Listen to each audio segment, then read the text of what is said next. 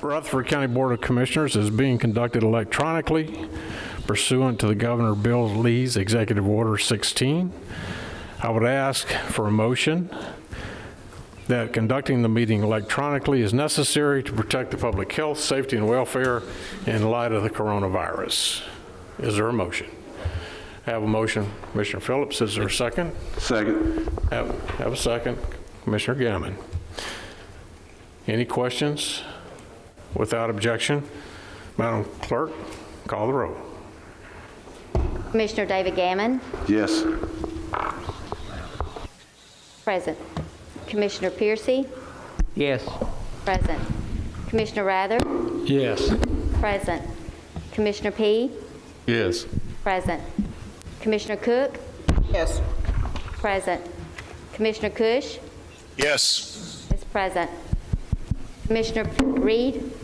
Yes. Present. Commissioner Gurley.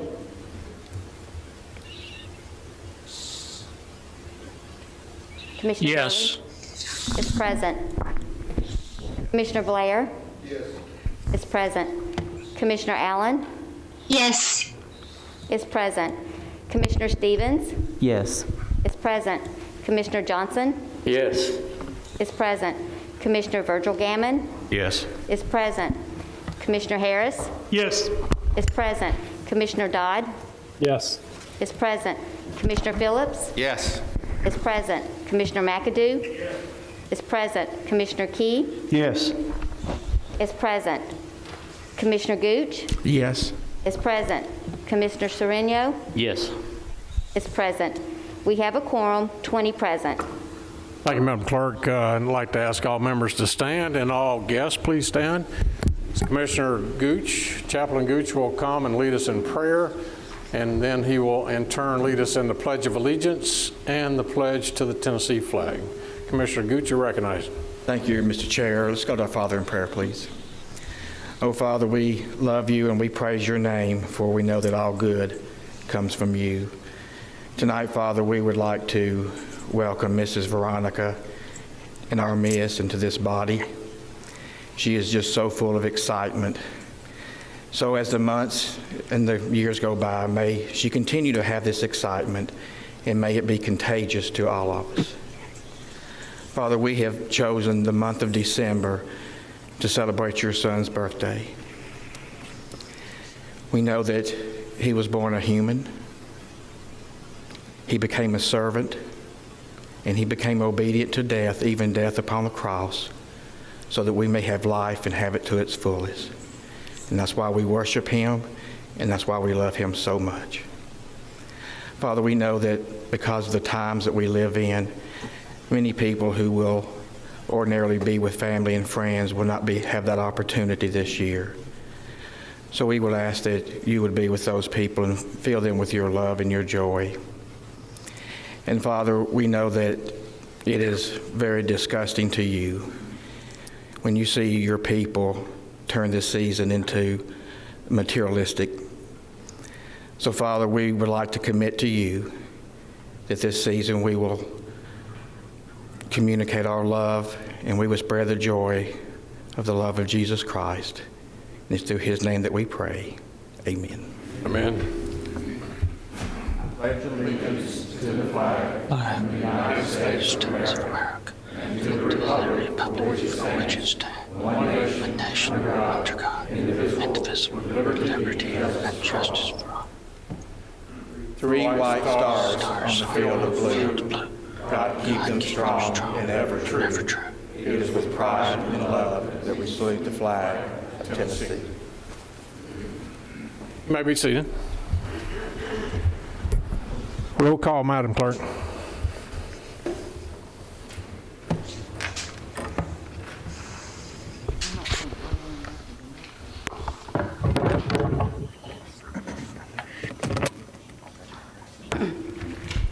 Commissioner David Gammon Present. present. Commissioner Piercy Here. present. Commissioner Rather Here. present. Commissioner P Here. present. Commissioner Cook Here. present. Commissioner Cush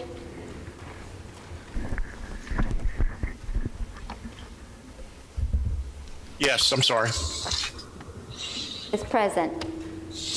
Commissioner Reed Here. present. Commissioner Gurley Yes. is present. Commissioner Blair is present. Commissioner Allen Here. present. Commissioner Stevens Here. is present. Commissioner Johnson Yes. Here. present. Commissioner Gammon Here. is present. Commissioner Harris is present. Commissioner Dodd Here. is present. Commissioner Phillips Here. is present. Commissioner McAdoo is present. Commissioner Key Here. is present. Commissioner Gooch Here. is present. Commissioner Sereno Yeah. is present. We have a quorum, 20 present. Thank you, Madam Clerk. Commissioners, yesterday you should have received an email from the county clerk's office concerning the procedural changes that will be implemented tonight in the roll call vote process. The clerk will call the roll for each vote.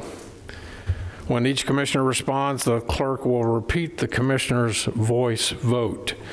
Then the clerk will record the vote electronically, and the vote tally will then appear on the vote scoreboards when called for by the chairman.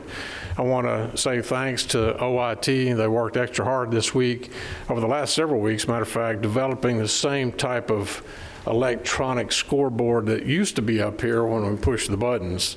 So it's, I think you're going to enjoy that. But because of the coronavirus and us having to vote for those who are streaming in, she will call the name.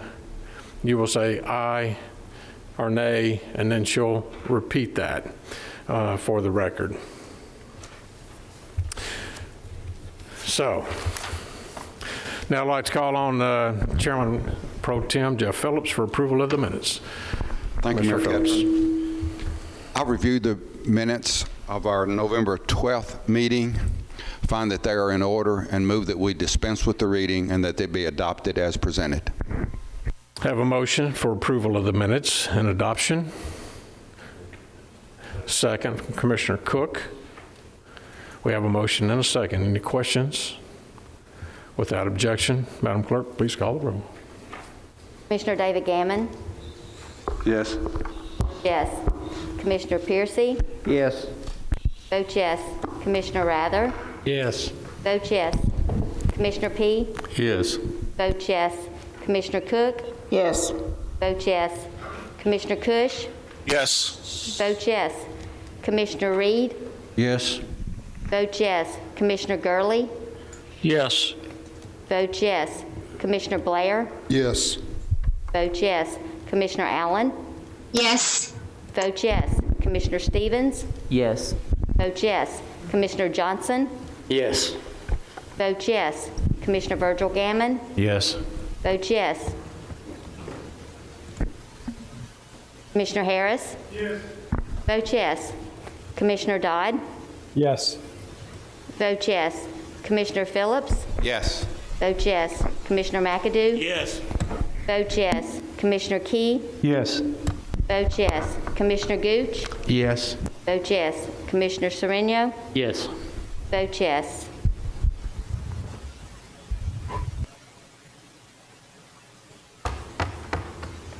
We adopt.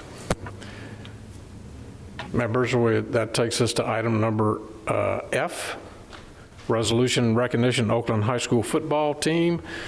Commissioner P, to read a resolution. Commissioner P, you're recognized in the well. Well, I hate to disappoint. I'm not going to be the one to read the resolution. I'm going to call Commissioner Harris and also Commissioner Piercy's up, if they would. And there's probably several other commissioners that feeds Oakland School.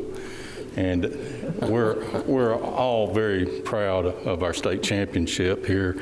Matter of fact, I've got a brother and his son who attended Oakland and were on championship state teams for football. Anyway, Commissioner Harris.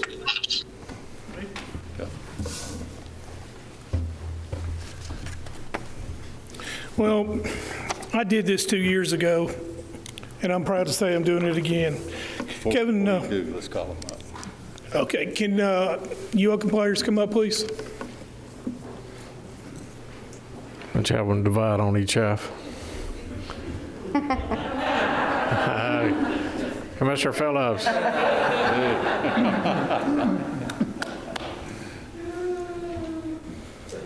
Bring the football trophy up here to the front. Yeah.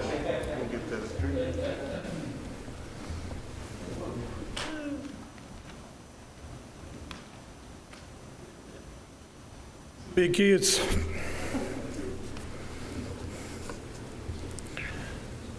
Good. Hey, Bragg, how you doing?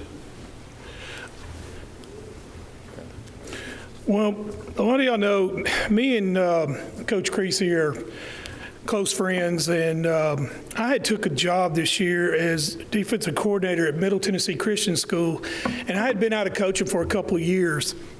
And I went and called Kevin, and I said, you know, I'm kind of struggling with a little things, and he never said I'm busy with all the stuff that he had. He said, get over here.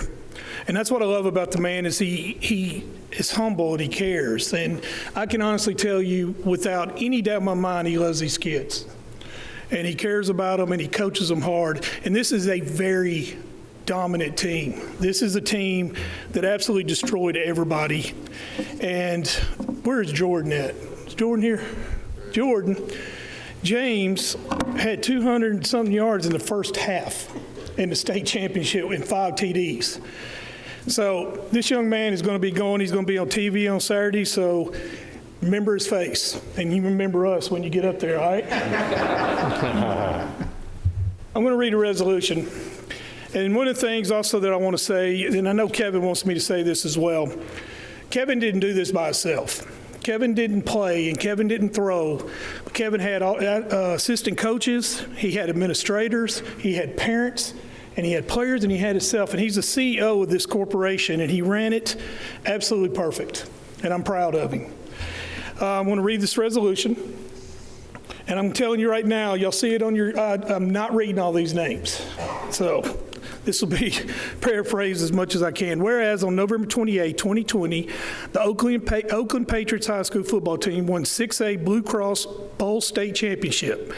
And whereas this is the Patriots' second class 6A title state football championship in 3 years. And whereas the Oakland Patriots dominated a 15-0 season under Coach Kevin Creasy, assistant coach Josh Connor, David Watson, Jason Dobbs, Jason, not even gonna try it, Steven Jackson, Jeremy Anderson, Sean Corbett, Marcus Bryson, Coach Vlad, Josh Harris, Eric Vitito, Russell Clark, Matthew Parker, Riley Malone.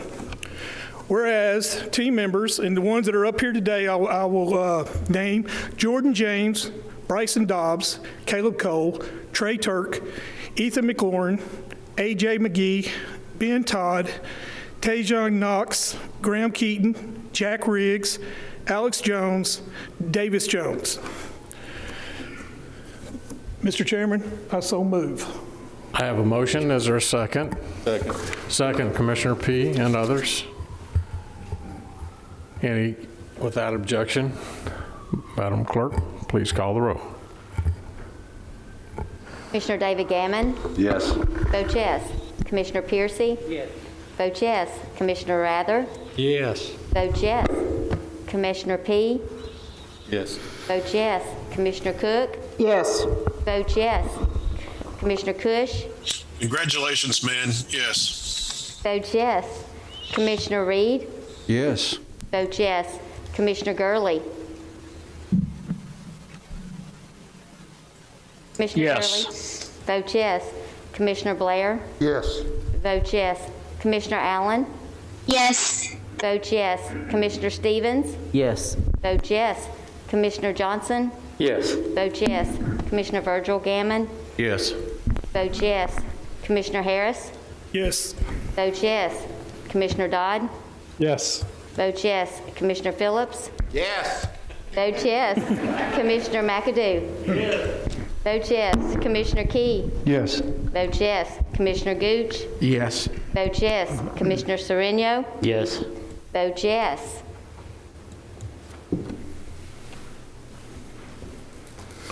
All right, I'm going to have principal come up, and I want Creasy to come up. Now, I wanted to tell everybody this because I don't know, I want to do this. When you win a state championship, you get a ring. That's what you play for, the gold ball and the ring. Well, those rings aren't free. They cost money. So if anybody out there that we can help these kids and help them afford rings, they're selling hoodies. So I want to get that out there and let everybody know that these guys could use your support. John, come on up. You want to speak? You want to speak? I'll defer to Coach Creasy. All right. Kevin, come on. Good luck. Appreciate it. Well, again, very, very glad to be here. I have no prepared speech at this time. I know that you are on a tough schedule, and I'm going to let you guys get to work. I appreciate all the support. I appreciate all the yays. Hope to see you guys next year on Friday nights. And, of course, I hope to see you again next year on another resolution. All right. If you could, like Mr. Harris said, I think on our website you can go and access all of the championship gear, and all those proceeds will go toward championship rings for these guys. I know that not only did they deserve the ring, but they deserve the gold ball, and a lot of hard work went into that. And for decades to come, people that walk the halls of Oakland High School will be able to see a good representation of not only this senior class, but our whole team that went through a lot this year, you know, just like everybody else. This year's been very challenging, but it's very rewarding to come back with a trophy and a representation of all the hard work that we put in. And like I said, it's not just me, it's all of our administration, all of our assistant coaches, and our players from top to bottom. So thank you very much.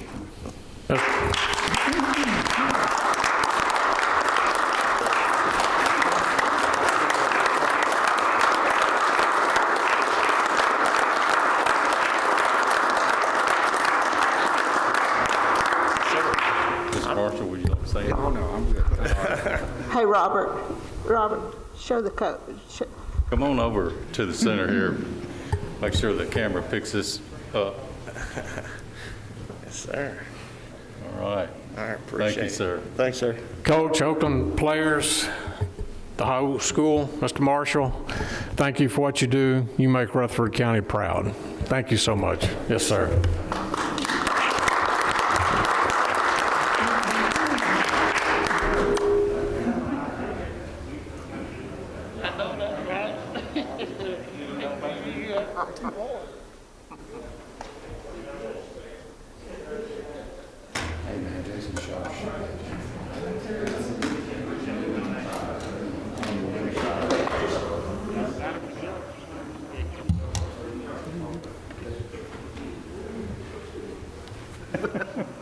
All right, next members, we have on the agenda item G, resolution of recognition and sympathy for K-9 Officer Jacques. Commissioner Reed, come forward and read the resolution on Officer Jacques, K-9 from Laverne Police Department. Commissioner Reed, you're recognized. Okay. Where it was with great sadness that Rutherford County Board of Commissioners learned of the death of City of Laverne Police Department's K-9 officer, Jacques. And whereas Officer Jacques was a 9-year-old Belgian Malinois and honorably served the City of Laverne Police Department for 6.5 years and was duly certified through US K-9 Unlimited and the NNDDA.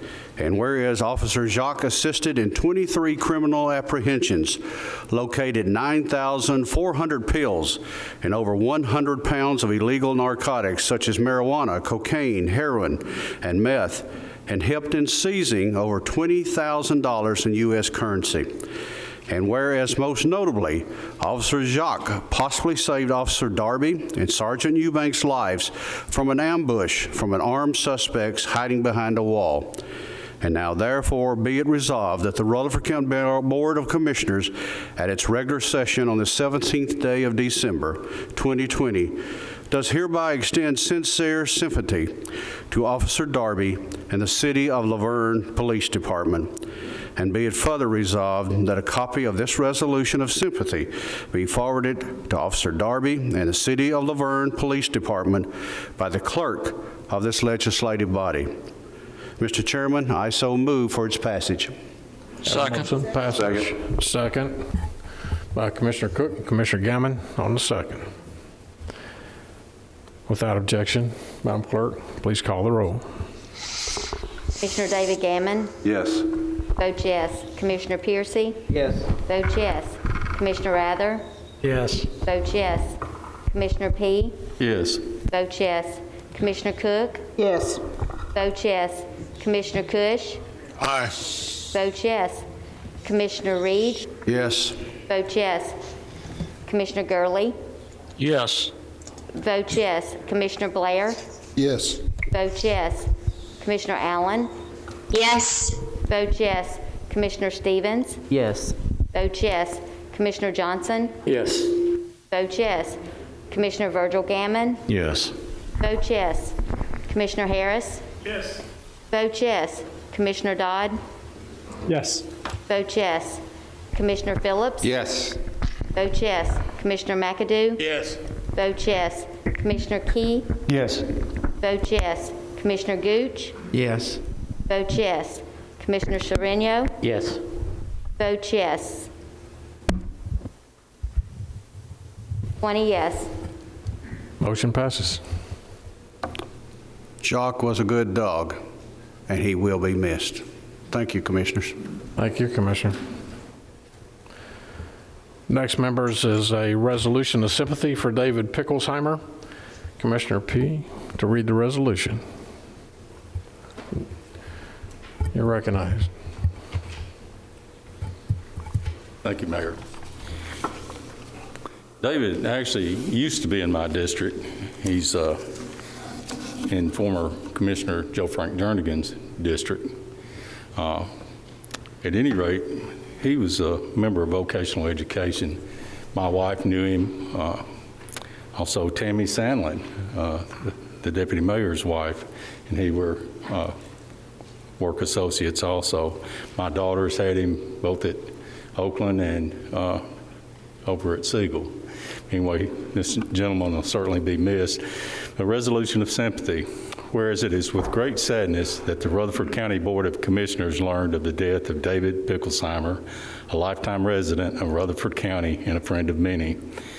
Whereas David taught digital arts at Siegel High School and had 21 years as an educator within the Rutherford County school system. And whereas he attended Fair Havens Baptist Church, and whereas David is survived by his wife, Sharon Picklesimer, sons Joshua Caleb Picklesimer, and Ethan Robert Picklesimer, brothers Mike, married to Annette Picklesimer, and Steve, married to Kim Picklesimer, father-in-law Robert Jordan, and several loving nieces and nephews. And whereas we know that his passing has caused great sadness to his family's friends and the many students he impacted over the years. Now, therefore, be it resolved that the Rutherford County Board of Commissioners at its regular session on this 17th day of December 2020 does hereby extend sincere sympathy to the family of Mr. David Picklesimer, and be it further resolved that a copy of this resolution of sympathy be forwarded to the family of Mr. Picklesimer by the clerk of this legislative body. Mr. Chairman, I so move. Have a motion and a second. Commissioner Cook and others. Without objection, call the roll, Madam Clerk. Commissioner David Gammon. Yes. Vote yes. Commissioner Piercy. Yes. Vote yes. Commissioner Rather. Yes. Vote yes. Commissioner P. Yes. Vote yes. Commissioner Cook. Yes. Vote yes. Commissioner Cush. Aye. Vote yes. Commissioner Reed. Yes. Vote yes. Commissioner Gurley. Yes. Vote yes. Commissioner Blair. Yes. Vote yes. Commissioner Allen. Yes. Vote yes. Commissioner Stevens. Yes. Vote yes. Commissioner Johnson. Yes. Vote yes. Commissioner Virgil Gammon. Yes. Vote yes. Commissioner Harris. Yes. Vote yes. Commissioner Dodd. Yes. Vote yes. Commissioner Phillips. Yes. Vote yes. Commissioner McAdoo. Yes. Vote yes. Commissioner Key. Yes. Vote yes. Commissioner Gooch. Yes. Vote yes. Commissioner Sereno. Yes. Vote yes. 20 yes. Motion passes. we adopt. Members, we have a public hearing coming up in 5 minutes. I think we can squeeze in this next resolution under item I, resolution of appreciation for Judge David Bragg. I won't read this resolution. Whereas David Bragg was first elected to the bench of the 16th Judicial District in 2008 as circuit court judge after serving as a partner in the law firm of Bragg, Mansfield, Stegall for 14 years. Judge Bragg received his undergraduate degree at the University of Tennessee in Knoxville, a master's degree at Middle Tennessee State University, and his law degree from the Nashville School of Law. He has continued his education by attending classes at National Judicial College, Northwestern Law School, National Center for Justice, and the Rule of Law at the University of Mississippi. Judge Bragg has served as an adjunct faculty member, Middle Tennessee State University, teaching classes in business law, and is currently serving on the faculty at the Nashville School of Law, teaching negotiable instruments and secured transactions. Whereas in September 2012, Judge Bragg assumed the role of the presiding judge of the drug court of the 16th Judicial District. Judge Bragg currently serves on the Tennessee Judicial Conference Executive Committee and the Tennessee Criminal Pattern Jury Instruction Committee. He is a member of the American Bar Association Judicial Division and Rutherford Cannon County Bar Association, and serves as president of the Andrew Jackson chapter of the American Inns of Court. And whereas Judge Bragg worked with county officials in 2009 to secure a grant to install a video communication system between the jail and the judicial building to reduce the need to transport prisoners from jail to the courthouse. He held a weekly early morning docket at the jail for 3 years in a program developed by the county officials to reduce the cost of housing and transporting prisoners who may be eligible for release. And whereas Judge Bragg previously served as a member of the Rutherford County Chamber of Commerce Board of Directors and Board of Directors of the Volunteer Behavioral Health Corporation, the Murfreesboro Baseball Association, the Rutherford County Guidance Center. He was one of the founding partners of the firm of Bragg, Mansfield, Stegall. Prior to becoming an attorney, Judge Bragg was a publisher of Cannon Courier and Woodbury. He also served on the Cannon County Industrial Board and a charter board member of the Cannon County Arts and Crafts Association. Before working in Woodbury, Judge Bragg was the director of the University Housing at Middle Tennessee State University and also served as the assistant dean of students.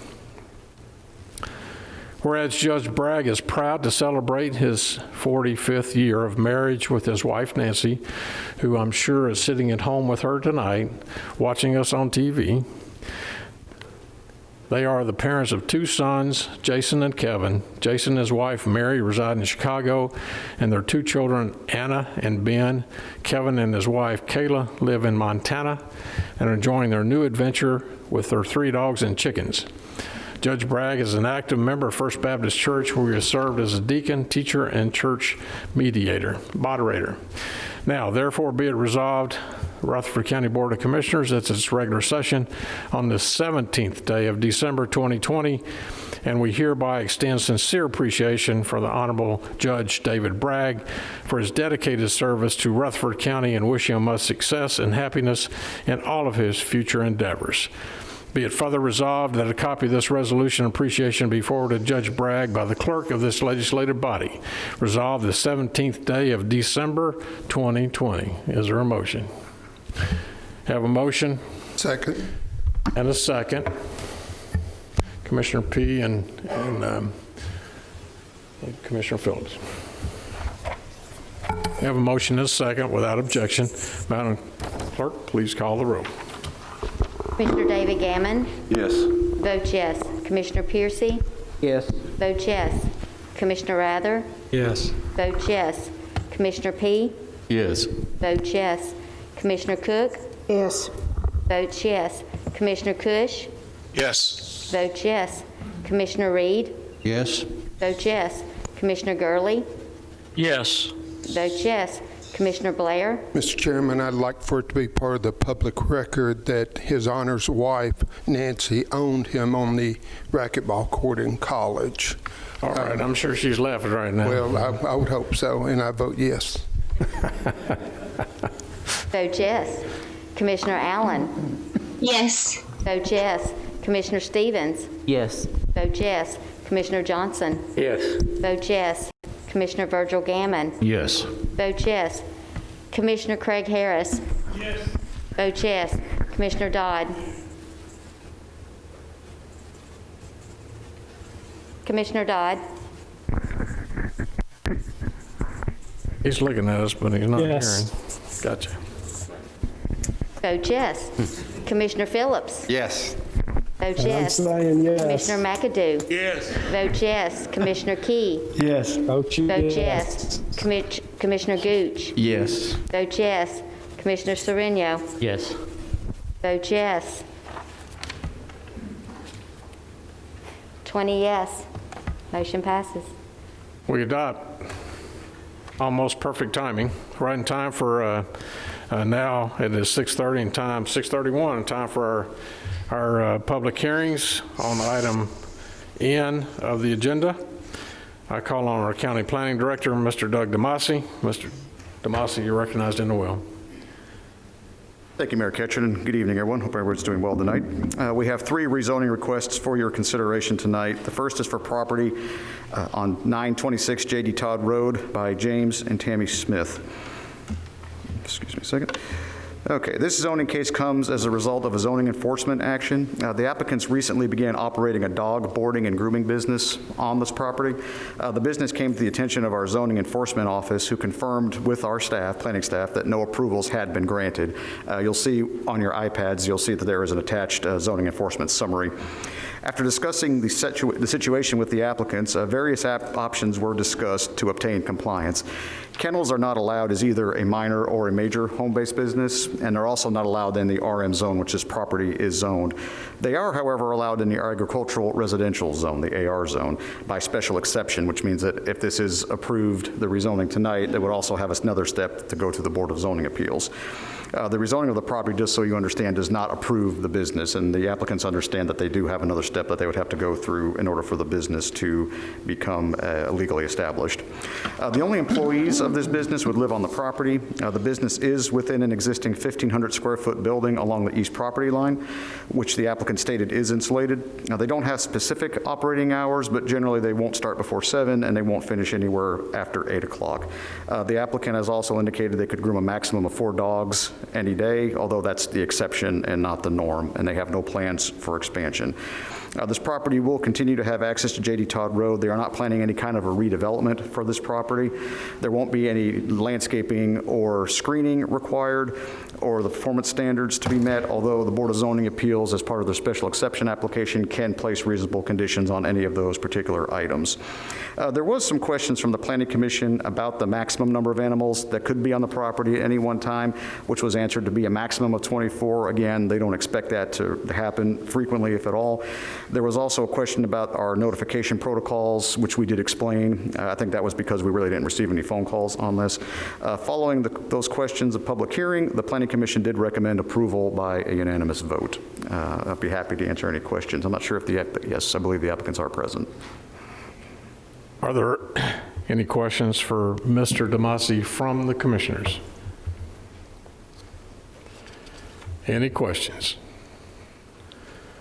I see none. I would call the Rutherford County Commission meeting into recess to hold a public hearing on this request.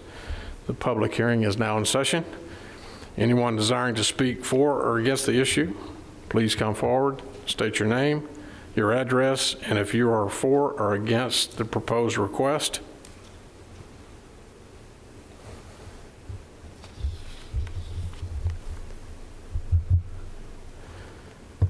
Seeing no one come forward, I declare the public hearing closed and the Rutherford County Board of Commissioners back into session.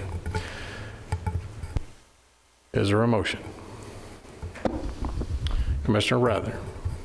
Chairman, this is probably the easiest one in my district I've dealt with in the last 2 or 3 months. I've gotten 0 calls. I'm very familiar with that area, have family out there, and I move that we approve this. I have a motion. Is there a second? Second. Commissioner Piercy on the second. Any further discussion? Questions? Without objection, Madam Clerk, please call the roll. Commissioner David Gammon Yes. votes yes. Sorry.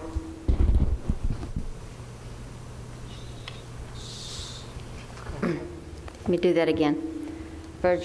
Commissioner David Gammon Yes. votes yes. Commissioner Piercy Yes. votes yes. Commissioner Rather Yes. votes yes. Commissioner P Yes. votes yes. Commissioner Cook Yes. votes yes. Commissioner Cush Yes. votes yes. Commissioner Reed Yes. votes yes. Commissioner Gurley Yes. votes yes. Commissioner Blair Yes. votes yes. Commissioner Allen Yes. votes yes. Commissioner Stevens Yes. votes yes. Commissioner Johnson Yes. votes yes. Commissioner Virgil Gammon Yes. votes yes. Commissioner Harris votes yes. Commissioner Dodd Yes. votes yes. Commissioner Phillips Yes. votes yes. Commissioner McAdoo Yes. votes yes. Commissioner Key Yes. votes yes. Commissioner Gooch Yes. votes yes. Commissioner Sereno Yes. votes yes.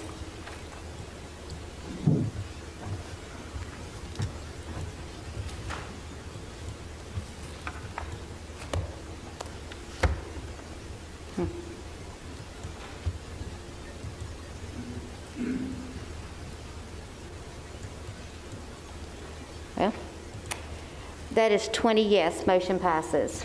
We adopt. Mr. Demasi? Yes, sir. Thank you. Our second request tonight is by Eddie Queen for Hamilton and Moore LP, located along Burnt Knob Road. The existing zoning is RM, residential medium density, and the proposed zoning is for light industrial.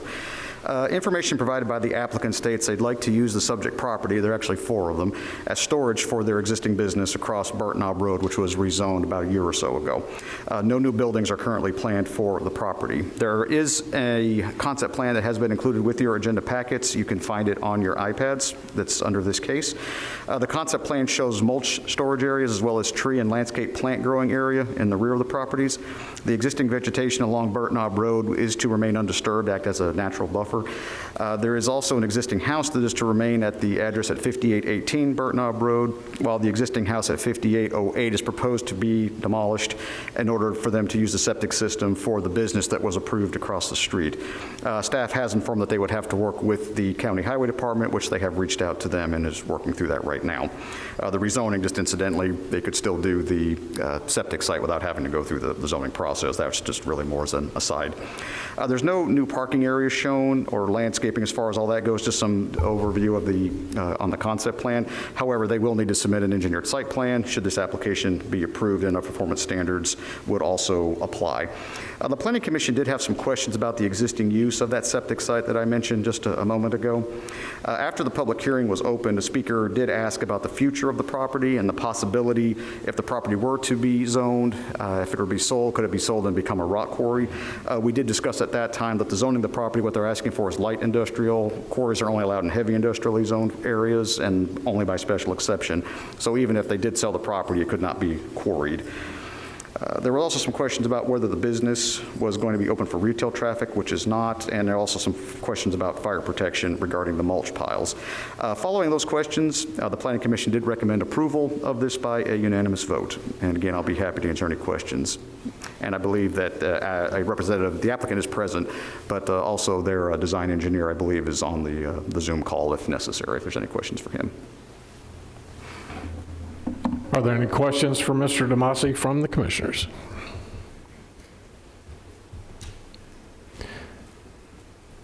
Any questions?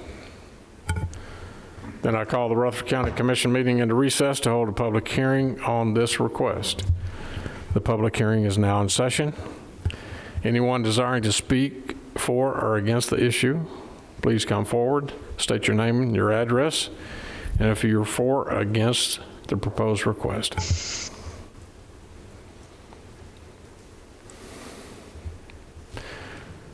Seeing no one coming forward, I declare the public hearing closed and the Rutherford County Board of Commissioners back into session. Is there a motion? Is there a motion? Chairman, I move to approve. Have a motion, Commissioner Gurley. Is there a second? Second. A second, Commissioner Sorrento. Any questions or discussion? Without objection, Madam Clerk, please call the roll. Commissioner David Gammon. Yes. Vote yes. Commissioner Piercy. Yes. Vote yes. Commissioner Rather. Yes. Vote yes. Commissioner P. Yes. Vote yes. Commissioner Cook. Yes. Vote yes. Commissioner Cush. Aye. Vote yes. Commissioner Reed. Yes. Vote yes. Commissioner Gurley. Yes. Vote yes. Commissioner Blair. Yes. Vote yes. Commissioner Allen. Yes. Vote yes. Commissioner Stevens. Yes. Vote yes. Commissioner Johnson. Yes. Vote yes. Commissioner Virgil Gammon. Yes. Vote yes. Commissioner Harris. Yes. Vote yes. Commissioner Dodd. Yes. Vote yes. Commissioner Phillips. Yes. Vote yes. Commissioner McAdoo. Yes. Vote yes. Commissioner Key. Yes. Vote yes. Commissioner Gooch. Yes. Vote yes. Commissioner Sereno. Yes. Vote yes. 20 yes. We adopt. Mr. Demasi, you're recognized. Yes, sir. Thank you. Our final rezoning request tonight is for property located along Shelbyville Pike. The existing zoning is for office professional, and the proposed zoning is for commercial general. The applicant would like to develop this property into an automobile sales and service station.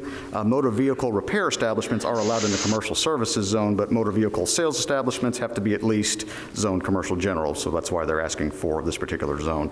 Again, a concept plan is included with your agenda packets on your iPads for your reference. The existing office building would be remodeled into the main office, and the plan shows proposed buildings for servicing of vehicles. The plan also shows areas for car sales and employee parking. If this application approved, similar with any kind of commercial zoning, an engineered site plan would be required for Planning Commission approval. This property does have access to Shelbyville Pike. Any new access drives or improvements to the existing access drive would have to be approved by TDOT, since this is a state highway. The closest median opening is to the intersection at Shelbyville Pike, about 500 feet down from the south of the property, and it's at Shelbyville Pike and Crescent Road. There was an approved site plan directly to the south of the property a few years back, but they were going to make some improvements to that for that business, but nothing ever came of it. That's not so much a concern for us, as these type of establishments that the applicant's asking for today don't typically have the same traffic demands as a retail site as the one to the south was going to be. Of course, anything would have to be built to county current standards as far as parking, access, landscaping, and of course the performance standards would also apply.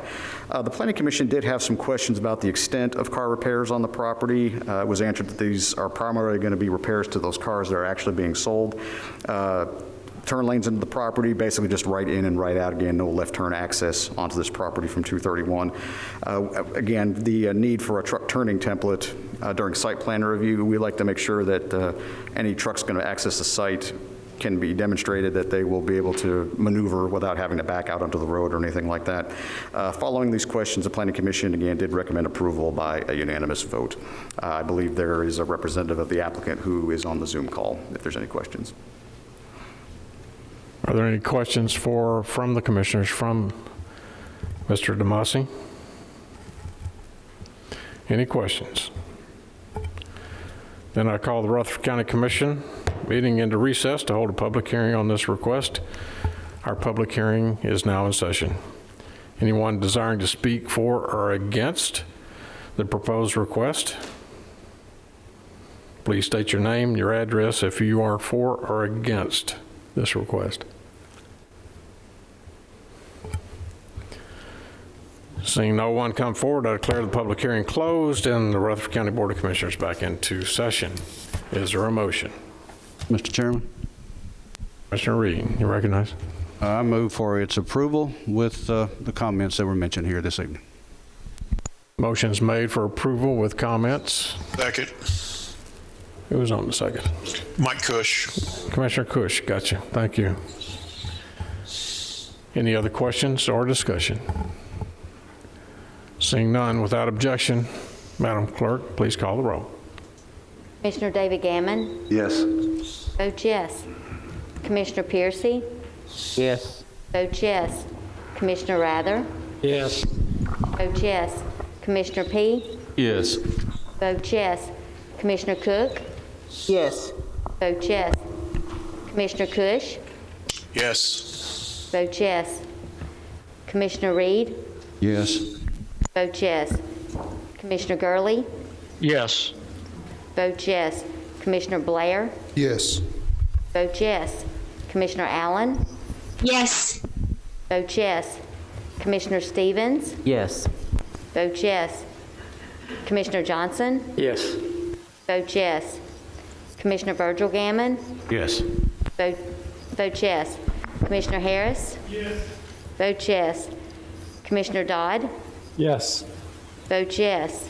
Commissioner Phillips. Yes. Vote yes. Commissioner McAdoo. Yes. Vote yes. Commissioner Key. Yes. Vote yes. Commissioner Gooch. Yes. Vote yes. Commissioner Sereno. Yes. Vote yes. Thank you. 20 yes. We adopt. Thank you. Just real quick, I just wanted to say thank you and just wish everybody Merry Christmas and Happy New Year. Oh, thank you, Mr. Mossy. Same to you. Thank you for all your hard work. Members, that brings us back up the agenda to item J. Without objection, we'll move to suspend the rules. We'll move into public comments. Now it's time for our public comments. Once your name is called, we ask that you give your name and address, and please keep your comments to 3 minutes. I believe we do have a timer, right? First, we have Mr. Craig Lynch is called in. And so, Mr. Lynch, he will be speaking on topic of Veronica Buchanan. Mr. Lynch, you're recognized. I will be brief. We've all heard that before, but I will. My name's Craig Lynch. I live in Fosterville community. It's 1050 Brothers Road with the Bell Buckle mailing address. I've lived there all my life in the 6th District, and my roots are fully ingrained there. And if you look on a map, the southernmost pieces of property in Rutherford County, they're my pieces of property. So I can't get any further from some of y'all, Smyrna and Laverne folks. It's a long way now. It used to not be that far. My dad served on this commission along with your dad, I think, Commissioner P. And it was back then it was a quarterly court. Today that'd be virtually impossible. It's a daily court. It's an hourly court now. And I remember that when we'd sit down to eat, there'd be somebody in our driveway blowing a horn every night. And that tainted me from ever wanting to serve on this commission. It really did. I'd say I'll pass on that, and I did pass on that. But I'm proud to serve that you've allowed me to serve on the Planning Commission several years, and to serve my county, and I enjoy it. But there's people in my driveway blowing the horn, just like it is yours right now. Ms. Veronica Buchanan, I'm here to ask you to support her to fill Joe Frank Jernigan's place on this commission. At the 6th District, her roots are deep in that district. I first met her when she brought something to the Planning Commission several years ago, and she had all the information together, and it was passed.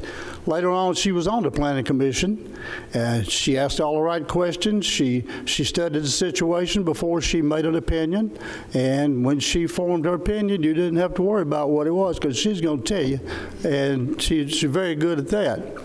Education is big on her agenda. She ran for school board at one time, so I just know that she'll make a good member up here. The TV commercial where the guy is talking about the mask, where he says, "I go to church on Sunday, and I support my community," and I know that's Veronica. I truly know that's her. So it would be an honor for her to represent me and the 6th District. Thank you. Thank you, Mr. Lynch. Next, we have Mr. Michael Shirley. He's going to come forward and speak on the vacancy of Commission District 6. Mr. Shirley. Good evening. My name is Michael Shirley, and my family and I reside at 5089 Lytle Creek Road. I've been a permanent resident of District 6 for nearly 16 years, but my connections to District 6 go back for my entire life. I'm here tonight to express my support of the Steering Committee's overwhelming recommendation of Veronica Buchanan to serve as the Commissioner for District 6. Now, I first met Veronica when she ran for School Board for Zone 3. I was impressed with her involvement within the community as a small business owner and as a volunteer. I was further impressed when I learned about her service to Rutherford County on various boards and committees. Regrettably, I did not cast my vote for her back then because I thought she was too busy and too involved to give the citizens of Zone 3 the attention that they deserved. Now, in the years that have followed, I have learned that the ability to represent voters has much less to do with time and much more to do with one's accessibility, responsibility, reliability, and integrity. And Veronica has proven to have those traits in full. Now, many of you on this commission have worked with Veronica on the Regional Planning Commission, the Ethics Committee, the Risk Management and Insurance Committee, the Board of Zoning Appeals, and the Redistricting Committee in 2011. I am aware of no one more qualified to serve the people of District 6 as a county commissioner than Ms. Veronica Buchanan. All the citizens of District 6 deserve someone that is ready to serve their needs, and I believe that Veronica is that person, and I encourage you to vote for her approval. Thank you. Thank you, Mr. Shirley. Next, we have Mr. Will Jordan. Also going to speak on the vacancy of Commission District 6, former county commissioner. Glad to have you with us tonight. Thank you, sir. Rick, how are you? Well, it's kind of deja vu being back up here. Will Jordan, 3923 Shacklet Road. I had the honor and the privilege to serve 16 years as the commissioner in the illustrious District 6. District 3, the jewel of the North, as Commissioner Reed would claim about Eagleville sometime. I served all those years with Joe Frank Jernigan. And before Joe's, and I knew Joe for years before that, and before Joe's health started to take its toll on him, he was as good a commissioner as will ever walk in this courtroom.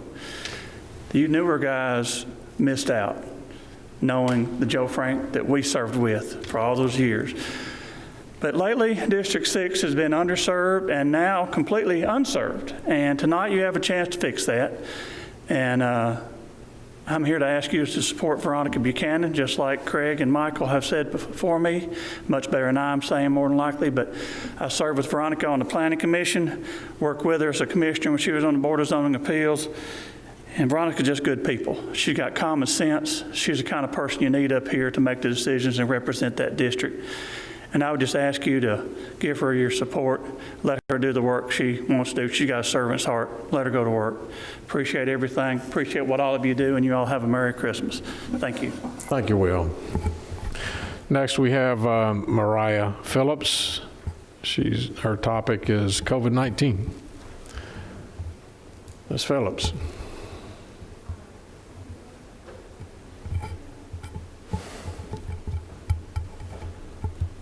How are you tonight? You're recognized, Ms. Phillips. Thank you.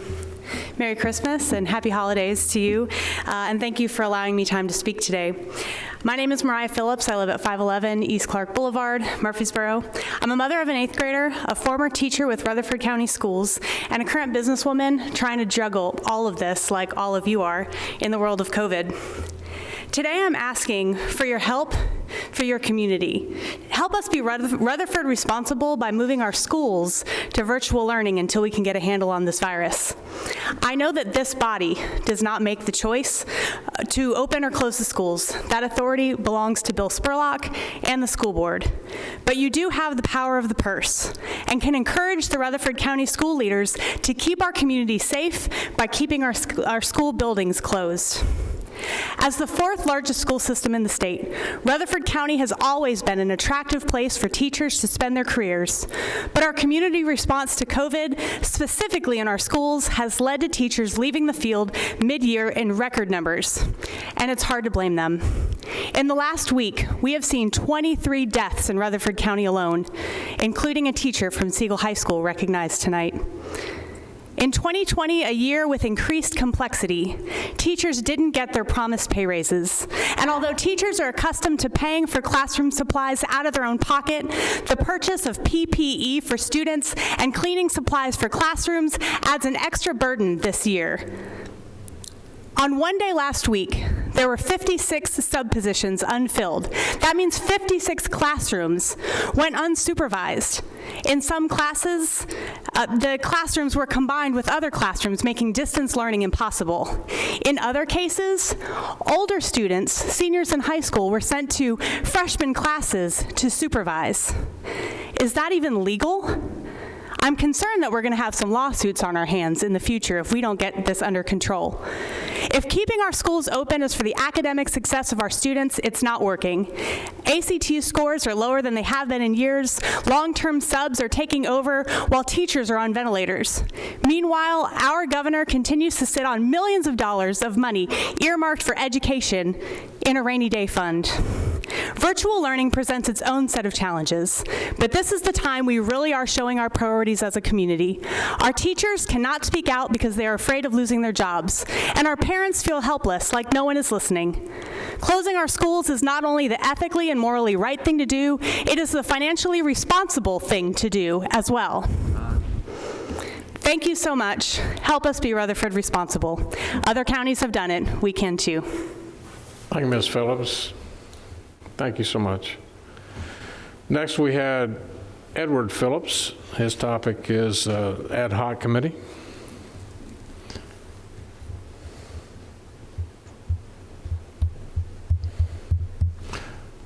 Mr. Phillips, you're recognized. Yes, sir. Commissioners, my name is Edward Phillips. I live at 4563 Jones Road. Tonight I will be addressing the ad hoc committee, but let me get to that here in just a minute. December 15th, 1791. I want y'all to hold that date in your memory for just a moment, and I'll come back to that. This deliberative body is built on mutual respect for one another. You lend your ears to one another's ideas that are important to each individual. I've seen this commission reach out to help in times of need and great sorrow. When my wife served here on the commission, you showered her and our new son with baby gifts and needs. And Commissioner Cook, even my son still has that, piggy bank you gave him when he was a little kid. He's still a little kid, but when he was a baby. You try to attend each other's community events. Commissioner Serenio is the Jim Tracy or John Hood of this commission. I see that guy everywhere. You show mutual respect for one another despite your disagreements. I believe, though Commissioner Rather's ideas have been done a disservice, not intentionally, but a disservice. And what do I mean by that? The issue the ad hoc committee dealt with this past November was described in steering and before the full commission as a complex issue with many tentacles. It is hard to fathom that in a single meeting of an hour and 22 minutes, all the tentacles were properly dealt with, as a task force should. Here's the solution, if you want to call it that.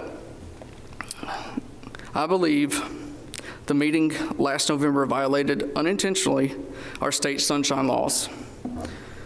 And I'm quoting from CTAS. Tennessee Court of Appeals outlined a three-pronged test for adequate public notice.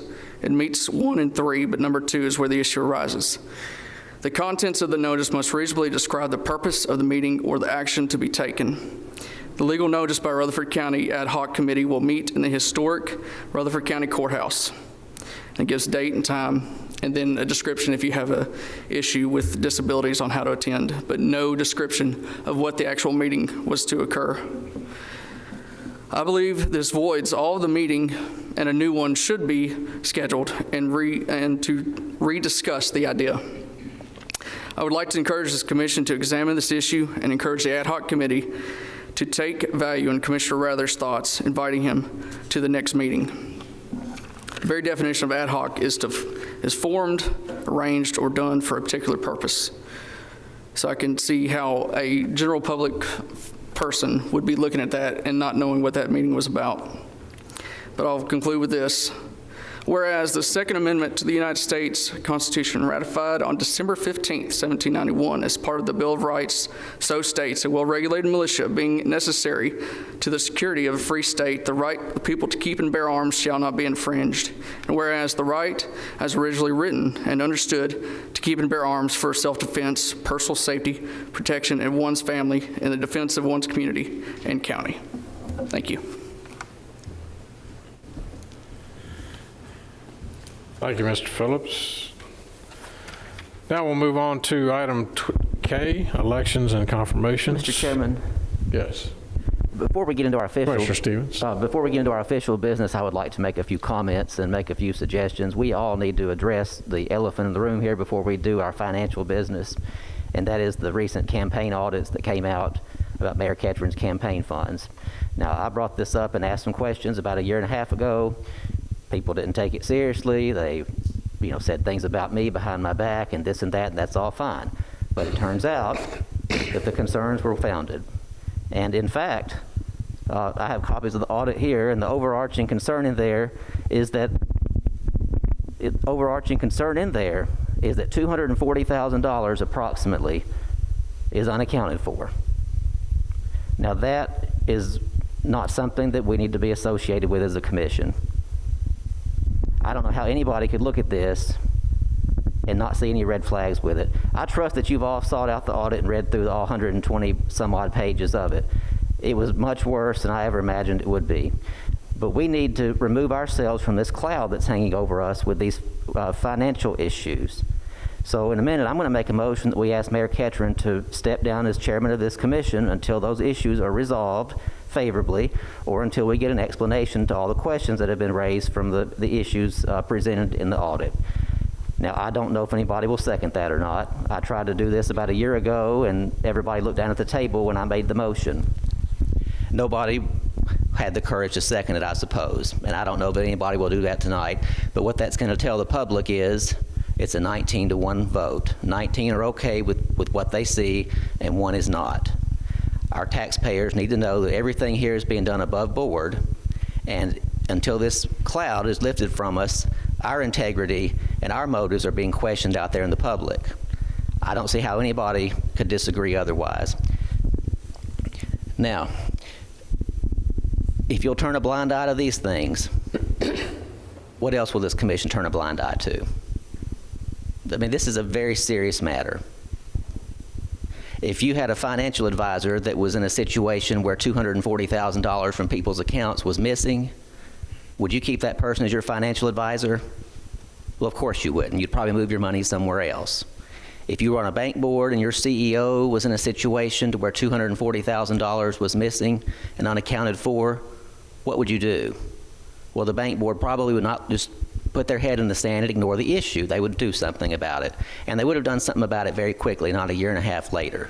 So why is this different? Why would we not try to do something different here to show our taxpayers that we're distancing ourselves from these concerns? I don't see how anybody could argue against doing something different. Now, one more thing,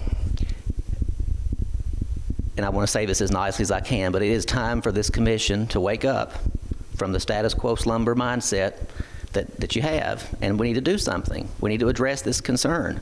People out there have valid concerns, and they need to be addressed. They've been ignored for a year and a half. What's it going to take for us to do this, to address it? I just don't understand what else it's going to take to get people to see that there's some concerns here. This is amazing. And on behalf of everybody in this county who's tired of political corruption in Rutherford County, I rebuke this board for just failure to act, failure to ask questions, failure to exercise oversight on this situation. There just hasn't been anything. And in fact, the person that's asked the questions has been ostracized and persecuted and talked bad about behind my back. And that's fine. I'm sure that that's going to happen tonight. That's been the status quo go-to tactic for 10 years. When people ask tough questions or things that they don't want brought up, they'll personally attack you, and they'll try to bully and try to intimidate you and all these things. And that's fine. It hasn't worked for me in the past 10 years. It's not going to work tonight. But if you don't have a factual or logical response to these questions, you need to do something about it. Your gut instinct that tells you this is bad is right. This is a problem. If you disagree with me, I want to ask you one thing. I want you to look into that camera tonight and tell your constituents that in that 120-page report, there is nothing in there that people should be concerned about. There's nothing in there that's actionable. Nothing else is going to come of this. It's all just going to go away. If you can do that and tell your constituents that, I really want to know what you have to say, because if I'm missing something, I really want to understand what it is. But if you can't do that and look into that camera and tell your constituents that there is nothing here to be concerned about, then you're essentially admitting that what I'm saying is correct. It's time for this board to act. It's time for us to address this issue. It keeps unfolding, and it's time for us to do something about it tonight. So with that, I want to make a motion that Mayor Ketchern step aside from the County Commission. And I don't know if it'll get a second or not, and if it doesn't, that's fine, but at least the topic was addressed. And I will be the first one to commit. If this turns out favorably for him, or we get a good explanation of the issues that were presented, I will commit to make a motion to bring him back as our chairman. But until that time, we have got to distance ourselves from these issues, because people are questioning our integrity and our motives, and I don't want to be associated with that. So I make a motion that we ask Mayor Ketchern to step aside until these issues are resolved. Commissioner Stevens, I shared with you a year and a half ago that I felt that your ego was larger than your mental and your physical capabilities, as they are here tonight.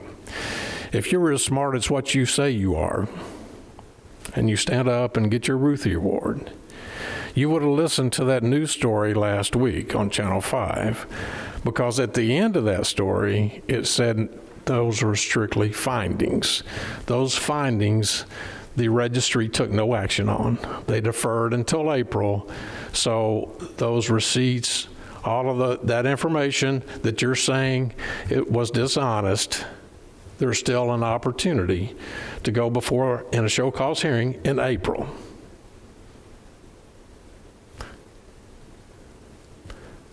So I think you're out of order, and I'm not going to step down. We'll move on. Chairman, as new commissioner, I don't think I've been around long enough to be a part of the status quo.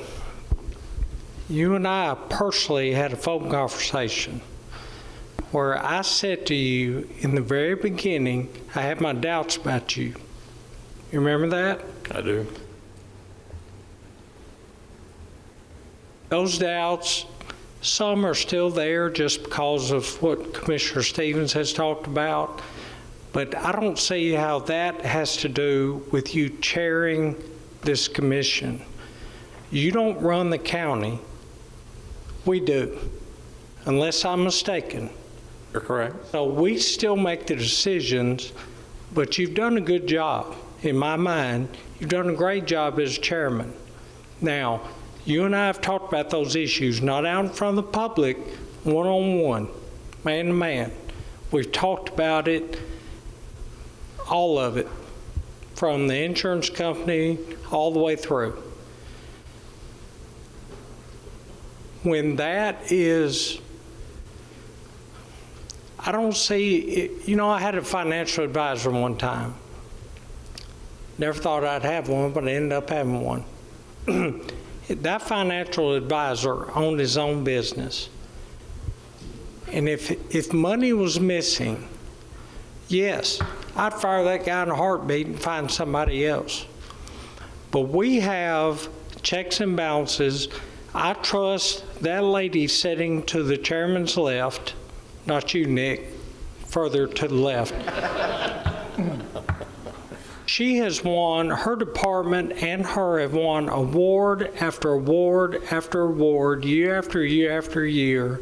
There's checks and balances. He doesn't handle all the money of this county. So I'm not that much concerned about that. To me, it's a personal thing that he needs to deal with. And in April, when the hearings take place, and right now, we've all heard this. We look at the news, we read the newspaper about the pandemic. My grandfather used to tell me, don't believe anything you hear and half of what you see. So I don't listen about the pandemic. I pay attention. I know it's real. I know it's serious. But I question, how serious is it? So I read things in the paper. I hear things on the news about Mayor Ketron and his finances that date back. Is there something to it? I don't know, because I'm listening to other people. I'm listening to the newspaper and news reports, and yeah, there's a report out, but the hearings haven't taken place yet. And it's almost like, and Mr. Blair, Commissioner Blair, you heard me say this several years ago to the school board. We're in a society today where a man is guilty until they're proven innocent. And that's wrong. It's the very foundation of our society is a man is innocent until proven guilty. So I think until the hearings take place, I think you've done a good job. Do I agree with everything you do? No. That's all there is to it. People don't agree with things I do. That's the way we work. That's the way democracy works. We all come together for the common good, I hope. But until the hearings take place and there's concrete, just final judgments, then I may be the one to step up and say you need to step down. But until I hear that, until the hearings take place and the facts are in front of me, you're still our chairman. Mr. P. Mr. Chairman, a point of order.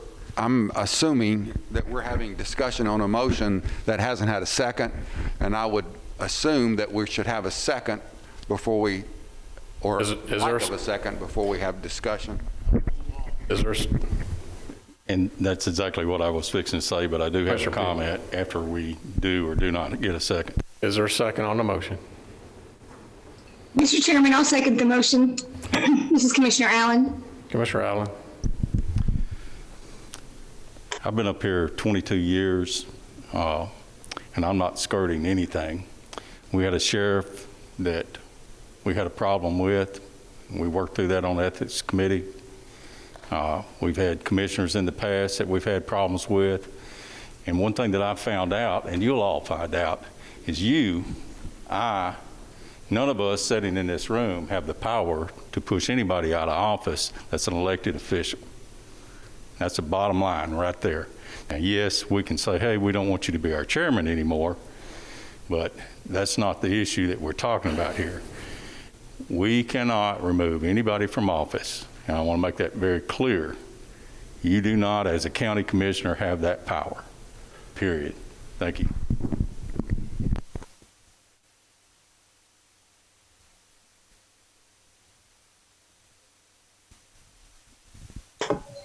Mr. Chairman, I'd like to make a comment, please.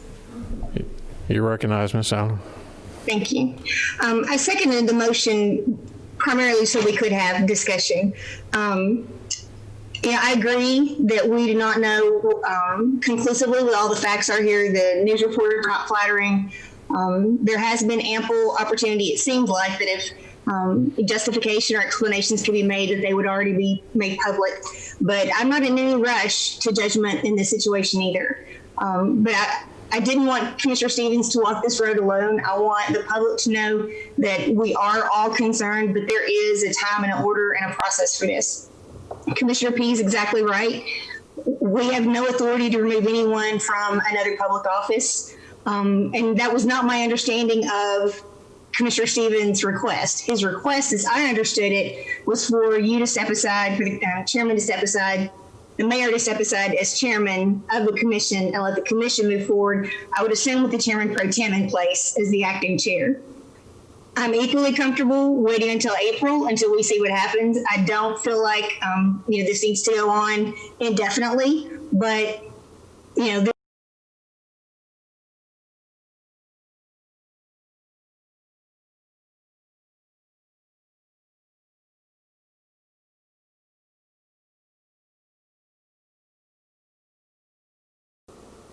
Right now, we need to be together as a body. We need to work together. We're not done with the pandemic yet. Whatever it amounts to, it's making people sick and killing people. We passed a resolution honoring a gentleman who died tonight. I would, if there was some criminal act or something like that, there's been nothing. We're not the body to address that. There are processes, there are procedures of which are being gone through. The state has boards, it has group audit, comptroller's office, the DA, the Attorney General. There's plenty of processes to handle this along the way. Let's let the processes run their course, and then if there is something found, then we'll deal with it as we have in times past. Right now, I've seen nothing except a bunch of findings that are not yet proven. So I would urge my colleagues to vote no on this. Other comments? Madam Clerk, please call the roll. Commissioner David Gammon. No. Votes no. Commissioner Piercy. No. Votes no. Commissioner Rather. No. Votes no. Commissioner P. No, and I want to make sure you see me looking at you. Votes no. Commissioner Cook. No. Votes no. Commissioner Cush. No. Votes no. Commissioner Reed. No. Votes no. Commissioner Gurley. No. Votes no. Commissioner Blair. No. Votes no. Commissioner Allen. yes. Votes yes. Commissioner Stevens. Yes. Votes yes. Commissioner Johnson.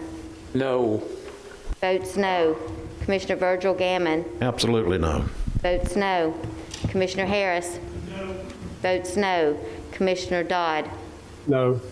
Votes no. Commissioner Phillips. No. Votes no. Commissioner McAdoo. No. Votes no. Commissioner Key. No. Votes no. Commissioner Gooch. No. Votes no. Commissioner Sereno. No. Votes no.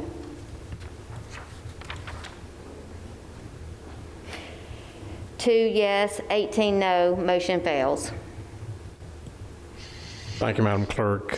We will move on to item K.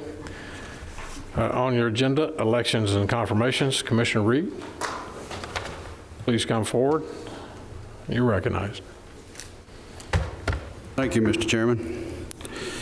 Item 1 deals with the election of notaries. Commissioners, you will see listings of notaries. They may be found on your iPad. They should have gotten to you by SharePoint. Mr. Chairman, I move to confirm the election of these individuals as Rutherford County notaries. I so move. I have a motion. Is there a second? Second. And a second. Commissioner Gammon, David Gammon, D. Gammon, I should say. Any questions? Seeing none, without objection, Madam Clerk, please call the roll. Commissioner David Gammon. Yes. Votes yes. Commissioner Piercy. Yes. Votes yes. Commissioner Rather. Yes. Votes yes. Commissioner P. Yes. Votes yes. Commissioner Cook. Yes. Votes yes. Commissioner Cush. Yes. Votes yes. Commissioner Reed. Yes.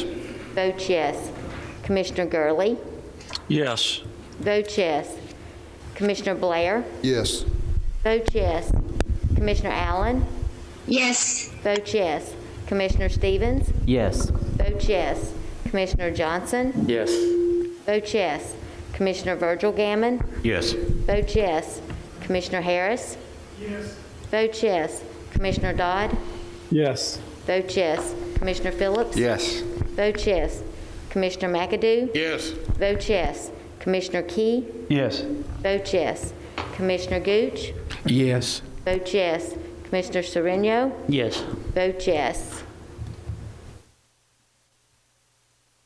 20 yes. Motion passes. We adopt. Item 2, the steering wishes to confirm Mrs. Veronica Buchanan to fill the vacancy of the District 6 Commissioner seat. Steering approved Mrs. Buchanan with a vote of 6-1. The term will expire 2022. Mr. Chairman, I so move. Second. Have a motion and a second. Now, members, this is just a nomination, and there is no second to the nomination is required by our rules. How about a third? Can I third it? At this point in time, we offer the opportunity for the submission of any nominees from any registered voter in Rutherford County and/or commissioner for consideration as a nominee. If there are no other nominations besides Veronica Buchanan, then you have to allow the voting to include the newly nominated person. I see none coming forward. No one standing up for attention. Chairman Ketchum, Yes. I'd like to cease nominations and just elect her by acclamation, if we could. Commissioner Piercing, seconded by Third. We have a motion and a second. We will go through the roll call as required for our records. Seeing no other nominations, and the motion was to that nominations should be voted on by acclamation and all nominations cease. If you would, at this point in time, please call the roll, Madam Clerk. Commissioner David Gammon? Yes. Commissioner Piercy? Yes. I need to start over. I missed something. Commissioner David Gammon? Yes. Vote yes. Commissioner Piercy? Yes. Vote yes. Commissioner Rather? Yes. Vote yes. Commissioner P? Yes. Vote yes. Commissioner Cook? Yes. Vote yes. Commissioner Cush? Yes. Vote yes. Commissioner Reed? Absolutely. Vote yes. Commissioner Gurley? Yes. Vote yes. Commissioner Blair? Yes. Vote yes. Commissioner Allen? Yes. Vote yes. Commissioner Stevens? Yes. Vote yes. Commissioner Johnson? Yes. Vote yes. Commissioner Virgil Gammon? Yes.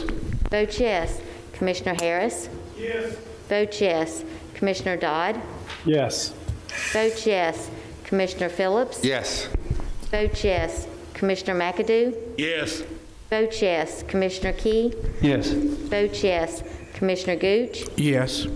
Vote yes. Commissioner Sereno? Yes. Vote yes.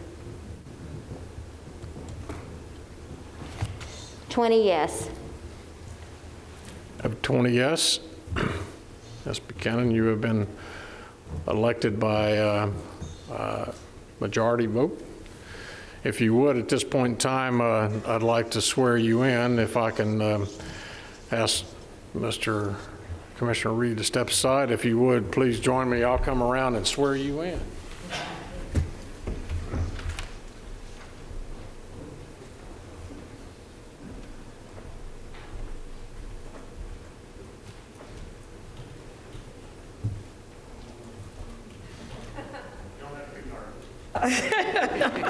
I said I don't know where to stand. Yeah, you stand right here. Okay. I'm not sure. Yes, Lord. Yeah, absolutely.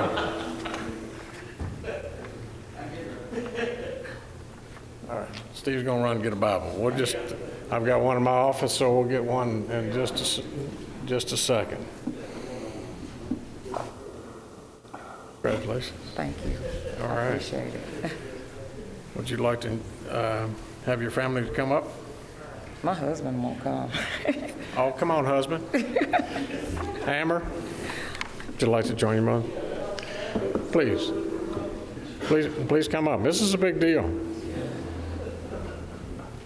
You don't have to say anything. We're just going to, yeah. You don't have to say anything. We're just going to be here for support. Right? You get to sit beside. Now, we'll have to get you a shirt, but we got a hat to wear tonight. I can't mess my hair up. Oh, can't make your hair up? Well, this is for Saturday mornings. Okay. All right.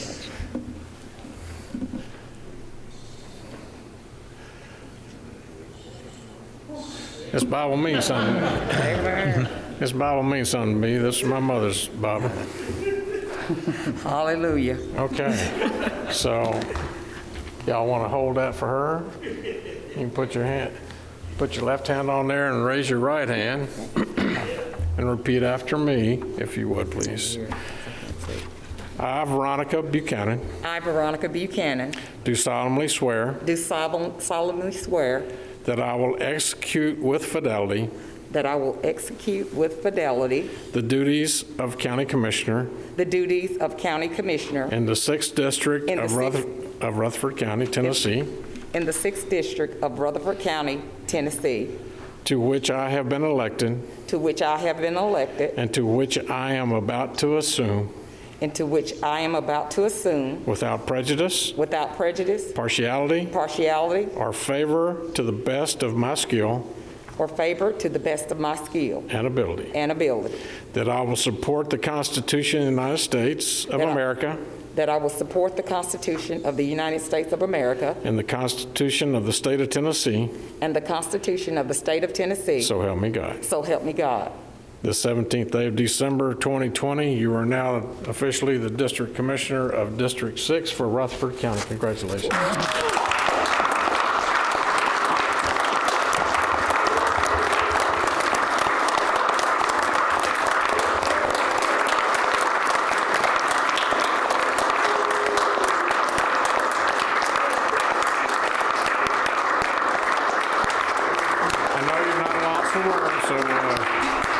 These will be your first words in the record. Veronica, come here.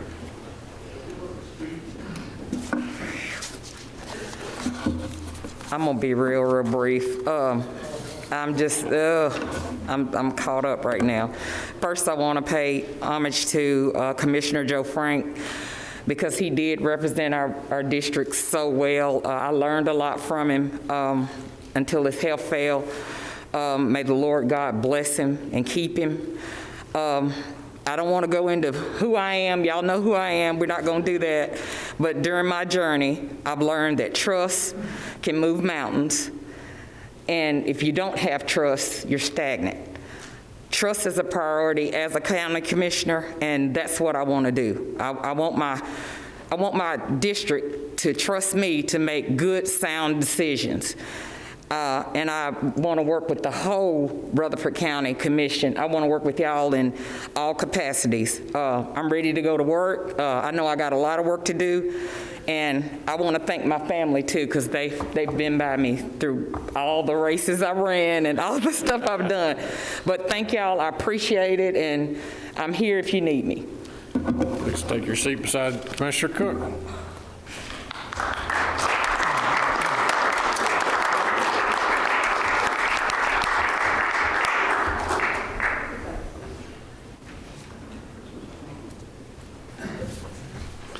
Well, the chairman's getting up here. Commissioner Blair reminded me of something. I'd forgot about that old story.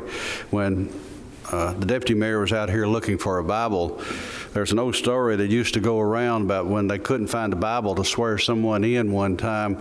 They said, well, just get us a Camelite out here and we'll put our hands on his head. And I don't know if that'll work this day and time. I'm just not sure. Yes, it would. You think it would? We'll move on in elections and confirmations. Item 3. Steering wishes to confirm the reappointment of David Puckett and Tom Hartley to the Correction Work Center Board. This is a 2-year term to expire January 2023. Mr. Chairman, I so move. I have a motion. We have a second. Commissioner Gammon. Any questions?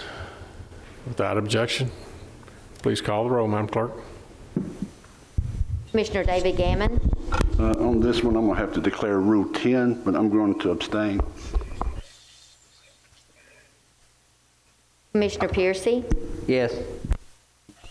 Back up.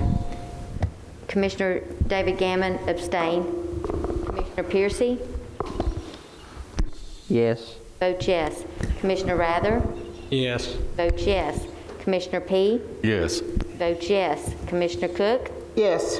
Vote yes. Commissioner Buchanan. Yes. Vote yes. Commissioner Cush. Aye. Vote yes. Commissioner Reed. Yes. Vote yes. Commissioner Gurley. Yes.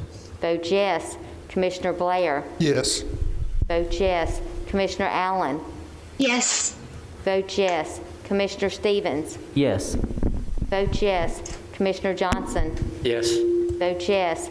Commissioner Virgil Gammon. Yes. Vote yes. Commissioner Harris. Yes. Vote yes. Commissioner Dodd. Yes. Vote yes. Commissioner Phillips. Yes. Vote yes. Commissioner McAdoo. Yes.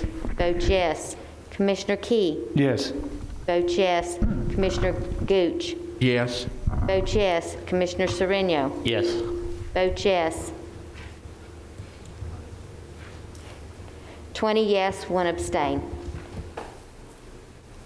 Item 4, steering has voted to confirm Pettis Reed, Rutherford County Commissioner, and Cindy Ayers, Farm Woman, to the Agriculture Advisory Board. This is a 2-year term to expire December 2022. Mr. Chairman, I so move. Second. I have a motion, and we have a second. Mr. Chairman, I have a question. Commissioner Johnson. Commissioner Reed, we still have one vacancy on that needs to be filled, We still correct? have one vacancy, yes. Any other questions? Seeing none, without objection, call the roll, Madam Clerk. Commissioner David Gammon. Yes. Vote yes. Commissioner Piercy. Yes. Vote yes. Commissioner Rather. Yes. Vote yes. Commissioner P. Yes. Vote yes. Commissioner Cook. Yes. Vote yes. Commissioner Buchanan. Yes. Vote yes. Commissioner Cush. Yes. Vote yes. Commissioner Reed. Yes. Vote yes. Commissioner Gurley. Yes. Vote yes. Commissioner Blair. Yes. Vote yes. Commissioner Allen. Yes. Vote yes. Commissioner Stevens. Yes. Vote yes. Commissioner Johnson. Yes. Vote yes. Commissioner Virgil Gammon. Yes. Vote yes. Commissioner Harris. Yes. Vote yes. Commissioner Dodd. Yes. Vote yes. Commissioner Phillips. Yes. Vote yes. Commissioner McAdoo. Yes. Vote yes. Commissioner Key. Yes. Vote yes. Commissioner Gooch. Yes. Vote yes. Commissioner Sereno. Yes. Vote yes. 21 yes. Item 5, we wish to confirm Howard Jones to the Conservation Board to fill a retiring member's term to expire February 2024. Mr. Chairman, I so move. I have a motion. We have a second. Commissioner P. Any questions? Without objection, Madam Clerk, please call the roll. Commissioner David Gammon. Yes. Vote yes. Commissioner Piercy. Yes. Vote yes. Commissioner Rather. Yes. Vote yes. Commissioner P. Yes. Vote yes. Commissioner Cook. Yes. Vote yes. Commissioner Buchanan. Yes. Vote yes. Commissioner Cush. Yes. Vote yes. Commissioner Reed. Yes. Vote yes. Commissioner Gurley. Yes. Vote yes. Commissioner Blair. Yes. Vote yes. Commissioner Allen. Yes. Vote yes. Commissioner Stevens. Yes. Vote yes. Commissioner Johnson. Yes. Vote yes. Commissioner Virgil Gammon. Yes. Vote yes. Commissioner Harris. Yes. Vote yes. Commissioner Dodd. Yes. Vote yes. Commissioner Phillips. Yes. Vote yes. Commissioner McAdoo. Yes. Vote yes. Commissioner Key. Yes. Vote yes. Commissioner Gooch. Yes. Vote yes. Commissioner Sereno. Yes. Vote yes. 21 yes. This concludes the business of Thank you, sir. elections and Thank you, Commissioner. Now, members, we move to item L, resolution to approve the consent agenda. Chairman Pro Tem Phillips, you're recognized. Thank you, Mayor Ketron. I reviewed these items. I find them all to be appropriate to be presented on the consent agenda, and without objection, I move that the consent agenda be adopted as presented. We have a motion for adoption on the consent agenda. And a second. Commissioner Cook, Commissioner Johnson. Any questions or discussion? Without objection. Call the roll, Madam Clerk. Commissioner David Gammon. Yes. Vote yes. Commissioner Piercy. Yes. Vote yes. Commissioner Rather. Yes. Vote yes. Commissioner P. Yes. Vote yes. Commissioner Cook. Yes. Vote yes. Commissioner Buchanan. Yes. Vote yes. Commissioner Cush. Yes. Vote yes. Commissioner Reed. Yes. Vote yes. Commissioner Gurley. Yes. Vote yes. Commissioner Blair. Yes. Vote yes. Commissioner Allen. Yes. Vote yes. Commissioner Stevens. Yes. Vote yes. Commissioner Johnson. Yes. Vote yes. Commissioner Virgil Gammon. Yes. Vote yes. Commissioner Harris. Yes. Vote yes. Commissioner Dodd. Yes. Vote yes. Commissioner Phillips. Yes. Vote yes. Commissioner McAdoo. Yes. Vote yes. Commissioner Key. Yes. Vote yes. Commissioner Gooch. Yes. Vote yes. Commissioner Sereno. Yes. Vote yes. 21 yes. Motion is adopted. Next on the agenda, members, is item O, reports by standing committees. Our first report tonight is Budget, Finance, and Investment Committee. Commissioner P., you're recognized.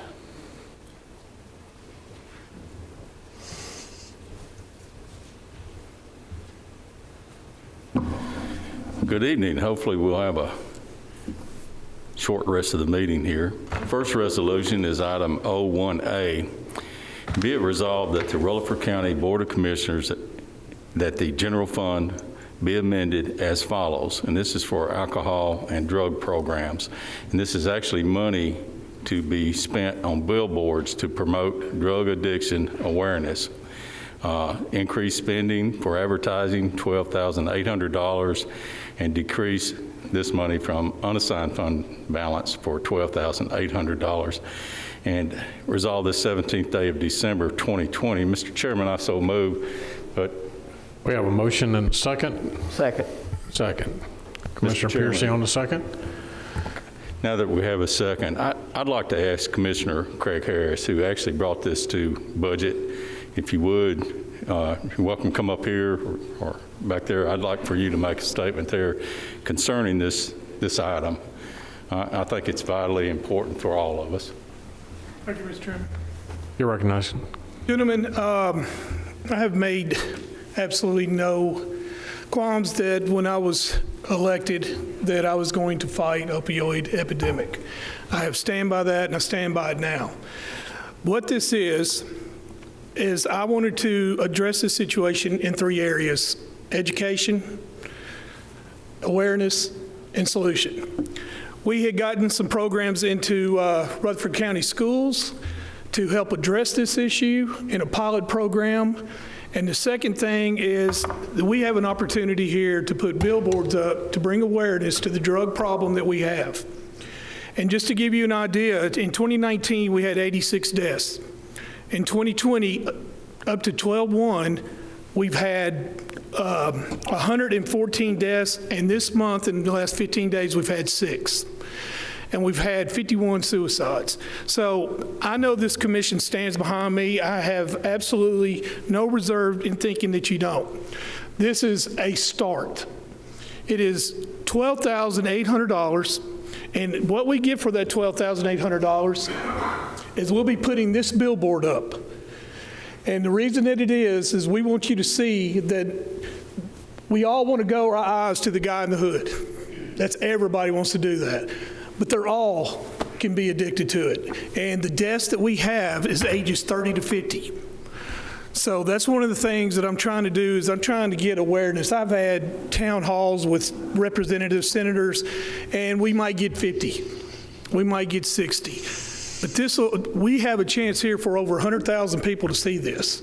And what we're going to do is we're putting it in 2 locations, and every 3 months we'll change to 2 more locations for a year. And the Lamar Advertising and Steve had also brought one too, and I can't remember their name, Steve, I'm sorry, but they're donating to us over, almost $4,000 to $5,000 to let us have more time on these billboards. So I appreciate that the Budget and Finance Committee passed this. I appreciate Chairman P, and I appreciate you, Steve, and thank you. And if y'all have any questions, please let me know. But please understand this is a start, and thank you. Thank you, Commissioner. Members, I'll make one comment. Commissioner Harris brings a lot of passion with this, but it's really an epidemic in our county, and people try to sweep it under the rug. And talking to our director of EMS, Carl Hudgens, I remember him telling me, and it stuck out in my mind, that back in June, Rutherford County alone, we had 36 suicides or overdoses of drugs, 36 deaths, which that month far exceeded anything that we had experienced from March with the opioid crisis. So it's really affecting all across the board. It doesn't pick or choose, Republican, Democrat, white, black, yellow, orange, it doesn't matter. But it's an issue, and I appreciate the Budget Committee stepping up and the passion of Commissioner Harris for doing this, because it's maybe we can get the attention and save some lives. So thank you. We have a motion and a second. Madam Clerk, please call the roll. Commissioner David Gammon? Yes. Vote yes. Commissioner Piercy? Yes. Vote yes. Commissioner Rather? Yes. Vote yes. Commissioner P? Yes. Vote yes. Commissioner Cook? Yes. Vote yes. Commissioner Buchanan? Yes. Vote yes. Commissioner Cush?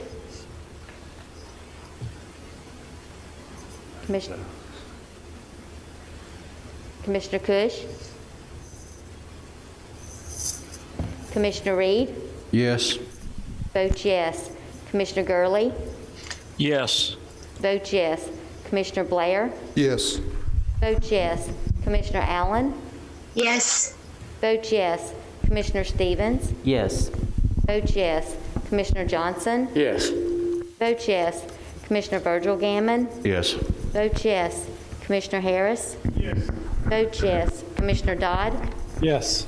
Vote yes. Commissioner Phillips? Yes. Vote yes. Commissioner McAdoo? Yes. Vote yes. Commissioner Key? Yes. Vote yes. Commissioner Gooch? Yes. Vote yes. Commissioner Sereno? Yes. Vote yes. 20 yes. Good job. Our next item is item 01B, and this is actually to record the transactions of our recent bond issues. Debt service, be it resolved by the Rutherford County Board of Commissioners that the debt service fund be amended as follows. Increase revenue, bond proceeds, $423,607. Refund debt issuance, $64,100,000. Principal on bonds, $156,600. Principal on bonds, $1,143,400. Interest on bonds, $82,822. Interest on bonds, $682,721. Underwriters discount, $20,265. Other debt insurance, $59,807. Then we have charges, underwriters discount of $148,213. And then other debt issuance insurance, $435,718. And then under charges again, other debt service, $63,854,852. and a decrease also in assigned fund balance of $2,060,791, resolved the 17th day of December 2020. Mr. Chairman, I so move. I have a motion, second, Commissioner Johnson. Any further discussion? Seeing none, clerk, please call the roll. Commissioner David Gammon. Yes. Vote yes. Commissioner Piercy. Yes. Vote yes. Commissioner Rather. Yes. Vote yes. Commissioner P. Yes. Vote yes. Commissioner Cook. Yes. Vote yes. Commissioner Buchanan. Yes. Vote yes. Commissioner Cush. Yes. Vote yes. Commissioner Reed. Yes. Vote yes. Commissioner Gurley. Yes. Vote yes. Commissioner Blair. Yes. Vote yes. Commissioner Allen. Yes. Vote yes. Commissioner Stevens. Yes. Vote yes. Commissioner Johnson. Yes. Vote yes. Commissioner Virgil Gammon. Yes. Vote yes. Commissioner Harris. Yes. Vote yes. Commissioner Dodd. Yes. Vote yes. Commissioner Phillips. Yes. Vote yes. Commissioner McAdoo. Yes. Vote yes. Commissioner Key. Yes. Vote yes. Commissioner Gooch. Yes. Vote yes. Vote yes. And Commissioner Sereno. Yes. Vote yes. 21 yes. Mr. Chairman, that would normally conclude my comments. However, I'd like to say it's really nice to hear 21 votes again. We appreciate you, Veronica. I think all of us can say that.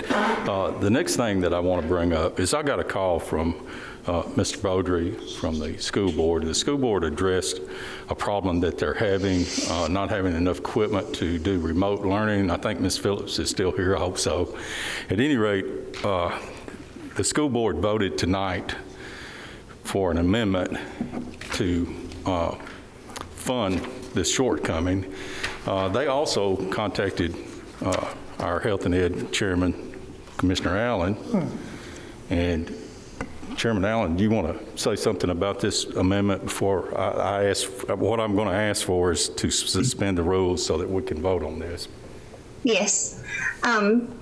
Yes, Mr. Buttery reached out to me today to let me know that they were going to be voting on an emergency resolution in order to purchase some additional laptops and supporting software. They need the equipment. They need to go ahead and purchase the equipment, get the order in so that it can be here in time for January learning for the additional distance learners. The primary reason that I was comfortable in letting it come forward to the commission tonight was because there's no new unassigned funds that are going to be used for this. There are grant funds and there's some internal funds, and Mr. Bottery can go over, or Commissioner P can go over with you all the details of how the funding is going to take place. It is an emergency. It is time sensitive. There are no new funds. Those checked all the boxes for me for why I was comfortable with it coming before you tonight. Thank you, Commissioner. Thank you. And of course, that's why, Mr. Chairman, at this time I asked to suspend the rules to make this amendment. Motion to suspend the rules, make the amendment, and a second. Commissioner Rather. Commissioner P. Okay, we don't have to call roll on that. We're good. We're good. I'll continue. All right. Council says we need to call the roll, suspend the rules. Madam Clerk, please call the roll.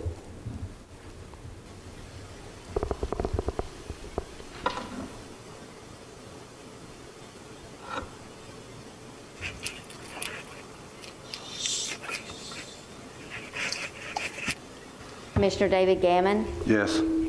Vote yes. Commissioner Piercy. Yes. Vote yes. Commissioner Rather. Yes. Vote yes. Commissioner P. Yes. Vote yes. Commissioner Cook. Yes. Vote yes. Cannon. Yes. Vote yes. Commissioner Cush. Yes. Vote yes. Commissioner Reed. Yes. Vote yes. Commissioner Gurley. Yes. Vote yes. Commissioner Blair. Yes. Vote yes. Commissioner Allen. Yes. Vote yes. Commissioner Stevens. Yes. Vote yes. Commissioner Johnson. Yes. Vote yes. Commissioner Virgil Gammon. Yes. Vote yes. Commissioner Harris. Yes. Vote yes. Commissioner Dodd? Yes. Vote yes. Commissioner Phillips? Yes. Vote yes. Commissioner McAdoo? Yes. Vote yes. Commissioner Key? Yes. Vote yes. Commissioner Gooch? Yes. Vote yes. And Commissioner Sereno? Yes. Vote yes.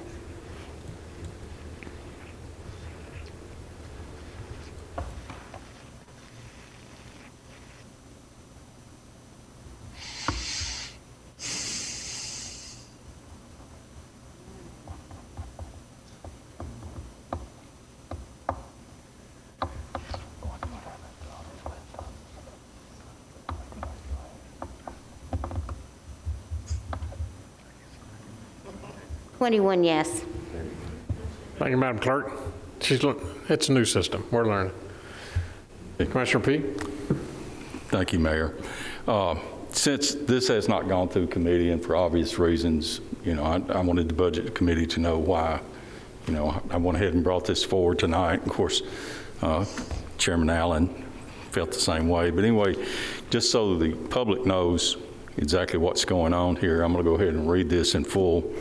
And this was passed by the school board earlier tonight. And then if we have any questions after this, Doug's here to explain for us. And this is a budget amendment for additional instructional technology services related to the COVID-19 pandemic and high-needs special education contracted services. This amendment is to budget for additional instructional technology and special education contract services that are necessary to maintain the delivery of instructions to our students during this ongoing COVID-19 pandemic. Expenditures include $1,588,600 for 4,700 additional student laptops for Rutherford County school distant learners, $354,000 for additional content for filter technology for online learning platforms, and $353,141 additional costs to deliver contracted therapy and distance learning services to our higher needs special education students. Funding for these additional costs are derived from a $814,607 federal remote learning technology grant, $574,963 of additional E-rate funding, a $45,000 federal technology connectivity grant, $353,141 in federal ideal high-cost reimbursement funds, and $688,795 of growth textbook budgeted funds. It should be noted that all local funding that is being utilized in this budget amendment will be in the second request to FEMA in a COVID-19 disaster grant program reimbursement request. And be it resolved by the Rutherford County Board of Commissioners that the General Purpose School Fund be amended according to the schedules attached hereto as Exhibit 1 and incorporated herein by reference as is set forth herein at length verbatim, resolved the 17th day of December 2020. Mr. Chairman, I so move. Have a motion, have a second from Commissioner McAdoo and others. Any further questions? Commissioner Rather. I have one question, and I don't know if this is for Doug or somebody on Health and Ed or Rhonda, whoever. I don't have a problem in the world with this because investing in our kids and their future is probably the best investment we can make besides solid waste right now. But we're buying 4,700 new laptops, which I don't doubt for a minute we don't need those. However, is any of this money, or has it already been addressed about Wi-Fi connection for all 4,700 laptops, plus how many other thousands of laptops we have? And I'm talking about Wi-Fi connection that's Wi-Fi connection where you're not telling a student, a sixth grader, seventh grader, that they have to get somebody to drive them to a high school because there's a hot spot. So, Commissioner Reed, I've been a little bit involved. He's been entrenched in the broadband services for years before I ever came on board. And we do have students that still do not have connection. Why do you get a laptop if they have no connection? And why should they have to drive to a McDonald's or church or a high school to get a hotspot?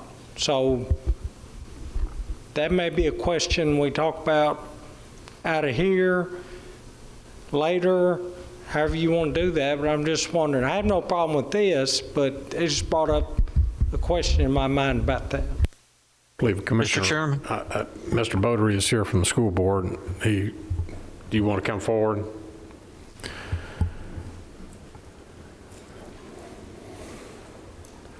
Mr. Bodary, recognized. And I appreciate you folks taking this under consideration. Thank you, Robert P. and Commissioner Allen, for allowing this to go in front of you tonight, and for you folks to suspend your rules. To address that question, that's a very valid question.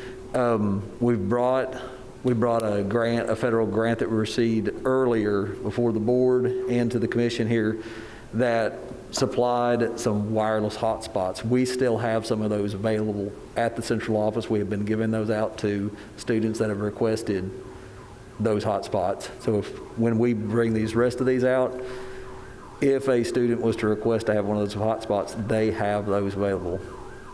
Now, we don't have a limitless supply, but once again, for those areas those students that need that, we can help with that. Commissioner McAdoo.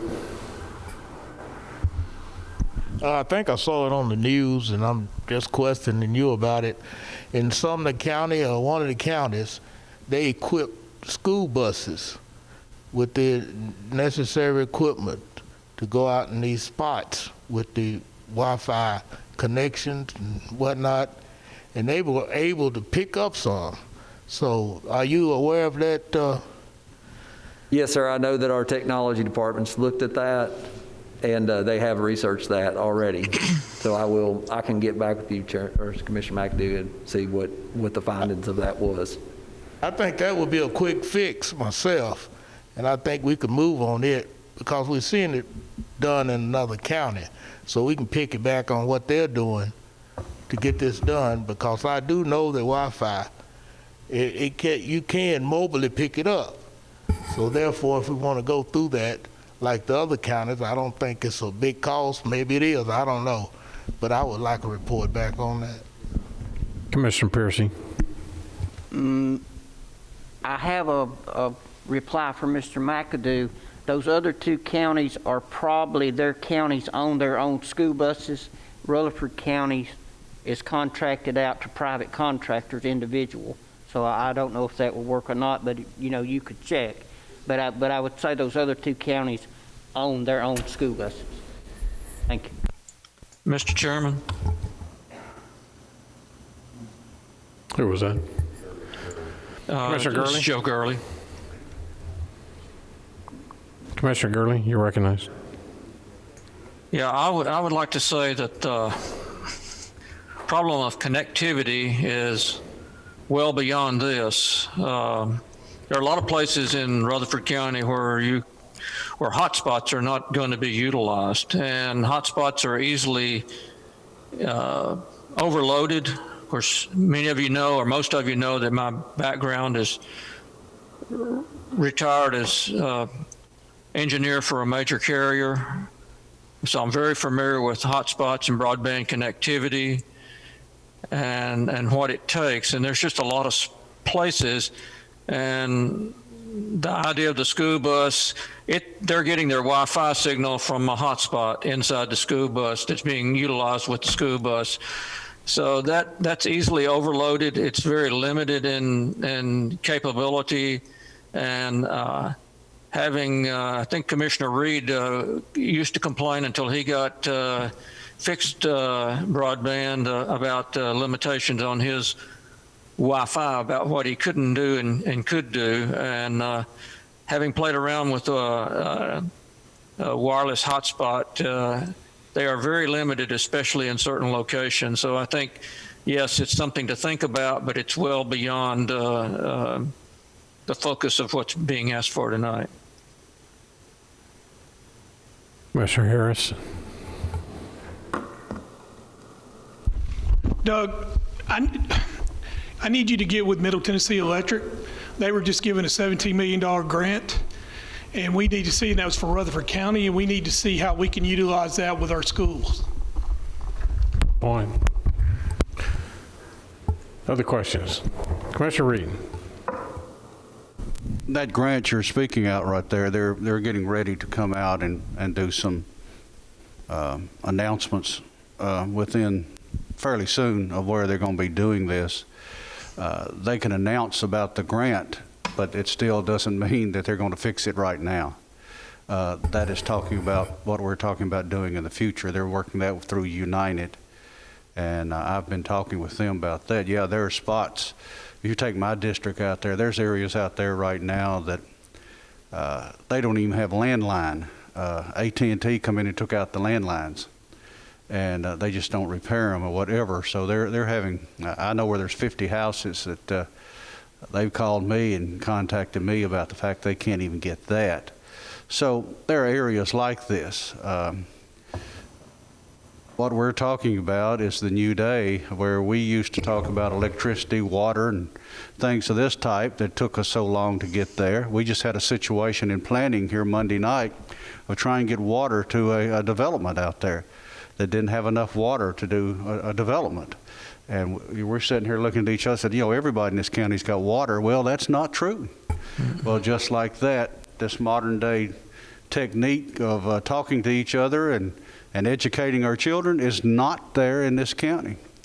There are places that signal's not there, because you know it. You know it when you got your cell phone. You can drive through some of our county roads out here. You'll lose them. You'll lose them right quick. I got places I have to tell people, I said, I'm getting ready to lose you because it's gone. And it will be.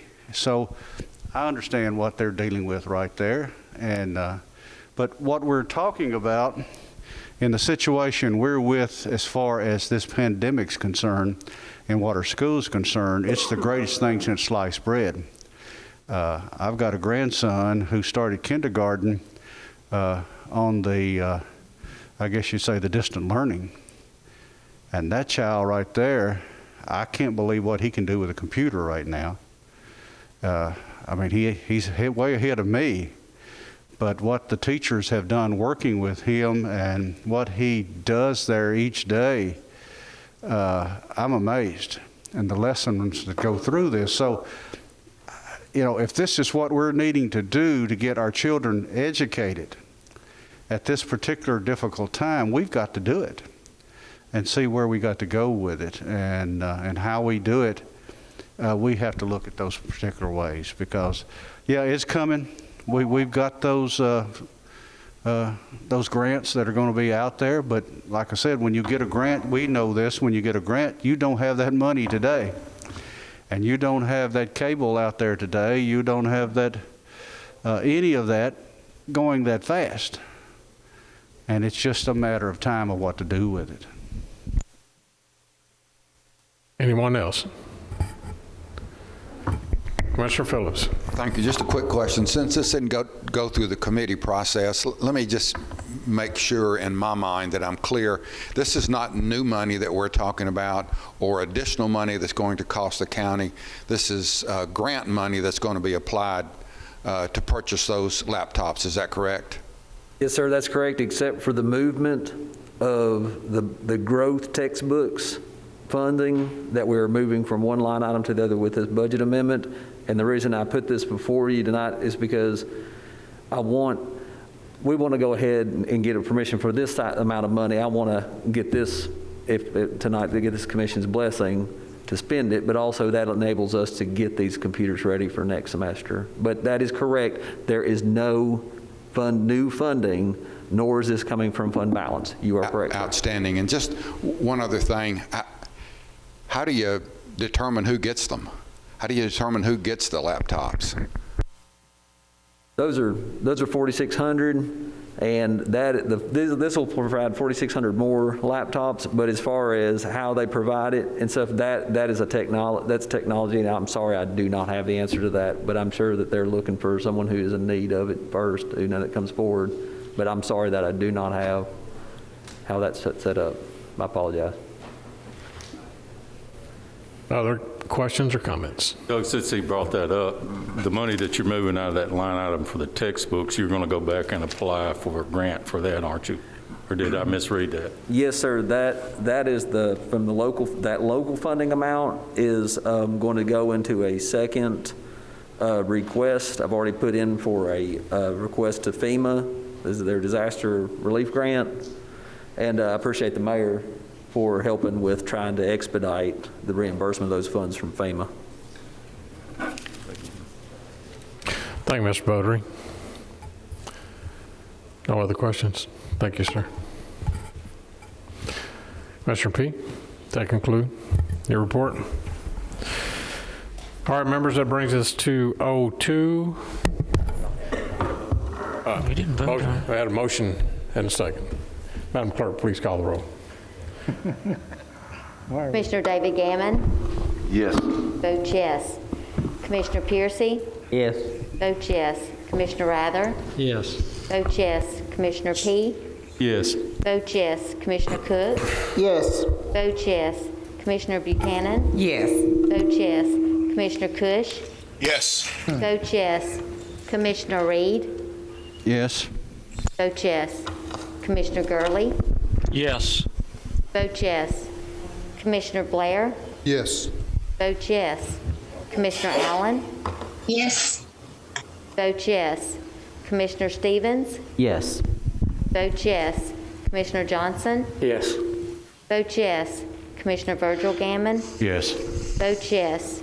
Commissioner Harris. Yes. Vote yes. Commissioner Dodd. Yes. Vote yes. Commissioner Phillips. Yes. Vote yes. Commissioner McAdoo. Yes. Vote yes. Commissioner Key. Yes. Vote yes. Commissioner Gooch. Yes. Vote yes. Commissioner Sereno. Yes. Vote yes. 21 yes. Thank you, Madam Clerk. Budget, Finance, Investment Committee report passes. Next, we have item 02, Health and Education report. No report. Item number 3, Property Management Committee. Commissioner McAdoo. Yes, we changed our date based on the holidays to Monday, December the 21st. And the time is left off of here. I think it's at 5:30 p.m. And also, I think Commissioner Buchanan will be added to this committee, if I'm not mistaken. That's correct. Public Safety Committee, no report. Public Works Planning Committee. I did talk to Commissioner Cush late this afternoon. Members, after the laborious RFI process that we've been going through, the committee had been going through, Commissioner Cush's committee, for a long time, we put out the RFP. That RFP notice was requested that all those who were requesting the proposal to send in the RFP, request for proposal, was dated February 15th, 2021. Come to find out, that's President's Day, and so the county is closed. So, in consultation with Commissioner Cush, the notice will go out to the purchasing committee for a meeting on February the 17th at 5 o'clock to open all the RFPs with extension of invitation to the joint, this will be a joint meeting between purchasing and Public Works.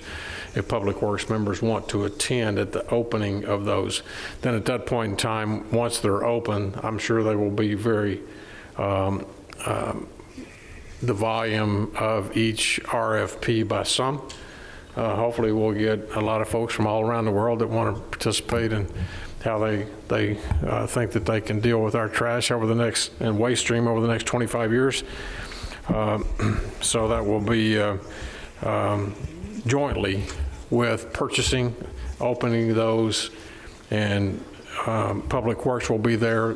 They will probably be taken under advisement at that point in time, given to our consultant she in turn will do a spreadsheet. It may take 3-4 weeks for that to occur. And then come back and we'll start moving forward on that process. Without any questions, we'll move to Steering Legislative Committee. Bill report. Commissioner Harris. Yeah, on January 4th, I'm going to change things up. I'm going to have the steering committee at 5:30. I got a limited agenda, and then at 6 o'clock, we'll have the legislators come in and we'll do our annual review with them. If you want to ask questions, if you have a question for the legislators, and we all should, and I will give you a list of what I have so far. I will email them out to each one of y'all. But if you have any questions and you want to give to me to ask, send them to my email, and I need them by Monday so that they can prepare for all these. And they asked me to give them that. But I'm going to have steering committee at 5:30 for 30 minutes, and then at 6 o'clock, we'll have the legislators speak. And that will last about an hour, 15, hour, 30 minutes. Thank you, Chairman Harris. Certainly appreciate that. Commissioner Phillips. Thank you. I guess we've been here so long, I've had to change the batteries out in my hearing aid, and I hope I didn't miss anything. But, the legislative review meeting is on the 4th. And if y'all have been paying attention to the news media, just this month, the city of Murfreesboro and the city of Laverne has increased their growth taxes considerably. We, as a county, are experiencing growth beyond measure. And I'm not 100% sure that this is entirely accurate, but I think that what we were seeing happening in the cities is now happening in the county because of some restrictions that have been placed on incorporation into the cities. It's been a passion of mine for a number of years, and it continues to be. And I'd like some input from this commission. We made a presentation probably the last 2 years, maybe more, but at least the last couple of years, to ask our state legislative delegation if they would present legislation to exempt Rutherford County from the County Powers Act. And with some input from you tonight, I would like to put together a resolution asking our legislative delegation to present similar legislation at this upcoming session to exclude Rutherford County from the County Powers Act due to our unprecedented growth. And those of you who have been watching the Planning Commission know that we are approving literally thousands of new single-family dwelling lots every year. So if Murfreesboro needs it, if Laverne needs it, why should Rutherford County be exempted from applying something as an alternative to raising property taxes? So I would ask for some input tonight, and if that is in the affirmative, I'll put together similar resolution and present it to our legislative delegation at the meeting on the 4th. But I'm not going to do it if it's not a consensus of this commission that happen. So I'd like, I don't know how to go about getting that consensus, Mr. Mayor, if you can give me some guidance there. Maybe I can put a motion that the Chairman Pro Tem put together a resolution asking for an exemption from the County Powers Act to our legislative delegation. I'll do that if that's appropriate. So moved. Have a motion. We have a second. Second. Is that Commissioner Rather? Okay. Have a second on that discussion. Commissioner Stevens. Thank you, Mr. Chairman. I'm not sure about the state constitutionality of exempting one county from a law. I think you're going to be better off if you say counties that are over a certain amount of people. It's all, the resolution should be based on population. That's how you exempt from. I'm not 100% sure, Robert. I think that's the way we worded it last time. I'll have to go back and look, but that's an excellent point, and I might need your expertise in putting that thing together, and I'll confer with you to see that that happens in the appropriate manner. People are looking at me, or at least the mayor is. Well, remember, we can't have two commissioners talking outside of a public meeting. I know that's not what you inferred at all. Just, I'm kidding. Mr. Phillips, I'm happy to work with you in drafting that resolution, hearing that, and I'm sure me and you can put something together. All right, any further questions? Commissioner Harris. Jeff and Mike Cush, this is a question that came to me, and before I finalize this, I really want some input from the county commission. The question is, when can we, and which group are you ready to sit down and begin to amend the current language in the outdated development tax and or discuss swapping our development tax for a revised County Powers Relief Act or real estate transfer tax? That's the question that has come to me. So if y'all want to elaborate on that, I don't know if that covers what you wanted, but I think it does. I believe it does. So if anybody else has any comments on that, that's the question that I'm going to go with, unless you want to, I'm asking y'all if you want to amend it. Let me know. Mr. Stevens. I would like to respond to Commissioner Harris.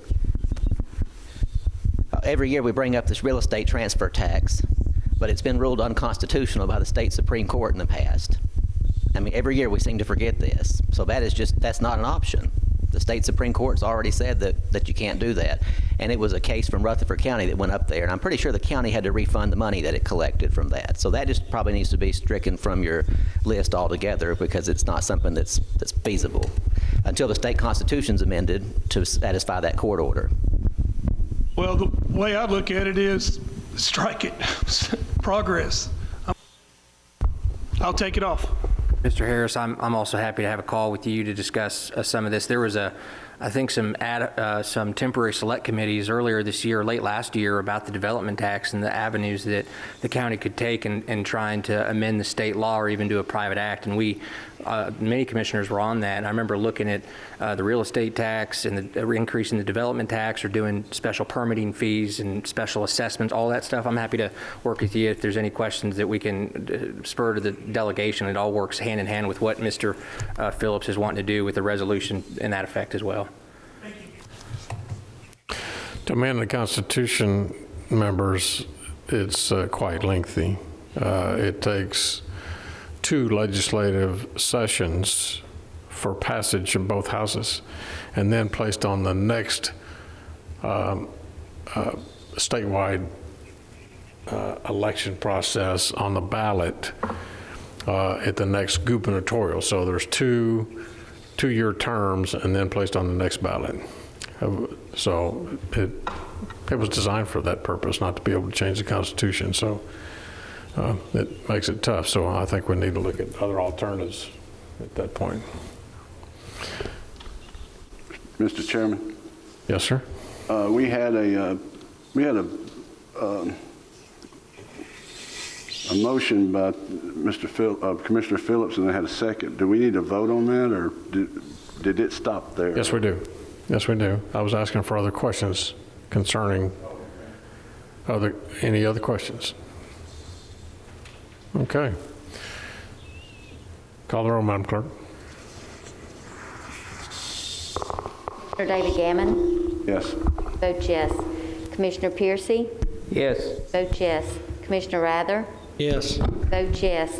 Commissioner P? Yes. Vote yes. Commissioner Cook? Yes. Vote yes. Commissioner Buchanan? Yes. Vote yes. Commissioner Cush? Yes. Vote yes. Commissioner Reed? Yes. Vote yes. Commissioner Gurley? Yes. Vote yes. Commissioner Blair? Yes. Vote yes. Commissioner Allen? Yes. Vote yes. Commissioner Stevens? Yes. Vote yes. Commissioner Johnson? Yes. Vote yes. Commissioner Virgil Gammon? Yes. Vote yes. Commissioner Harris? Yes. Vote yes. Commissioner Dodd? Yes. Vote yes. Commissioner Phillips? Yes. Vote yes. Commissioner McAdoo? Yes. Vote yes. Commissioner Key? Yes. Vote yes. Commissioner Gooch? Yes. Vote yes. Commissioner Sereno? Yes. Vote yes. 21 yes. Motion. Mr. Mayor, as a follow-up to that, Yes, Commissioner Phillips. a unanimous vote to bring this resolution forward is much more meaningful to our state legislative delegation than a split vote. So your unanimous vote should carry more weight tonight. And if it's more appropriate for the chairman of the steering to present that resolution, I don't care who presents it. So we'll put that thing together. We don't have to reinvent the wheel. We've already done that before, so we can take what we've presented before and tweak it a little bit. And if Chairman Harris wants to present that, that will be 100% okay with me. Thank you. Other comments? Seeing none, members, that brings us to item Q. We are requesting that we move into executive session. I ask all non-members to please exit the chamber. We will go into executive session. Commissioner McAdoo? It won't be long tonight, Commissioner. All right. Without objection, we will stand in recess for 5 minutes, come back into executive session, and then have finish up with our statements and announcements. 5 minutes.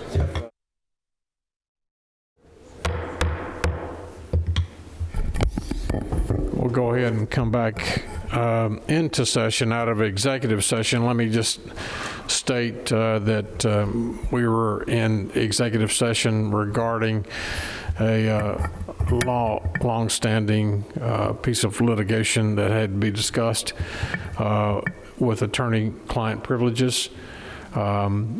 We will entertain a motion now that we're open back in session, and I will call on Chairman Pro Tem Jeff Phillips to read the motion.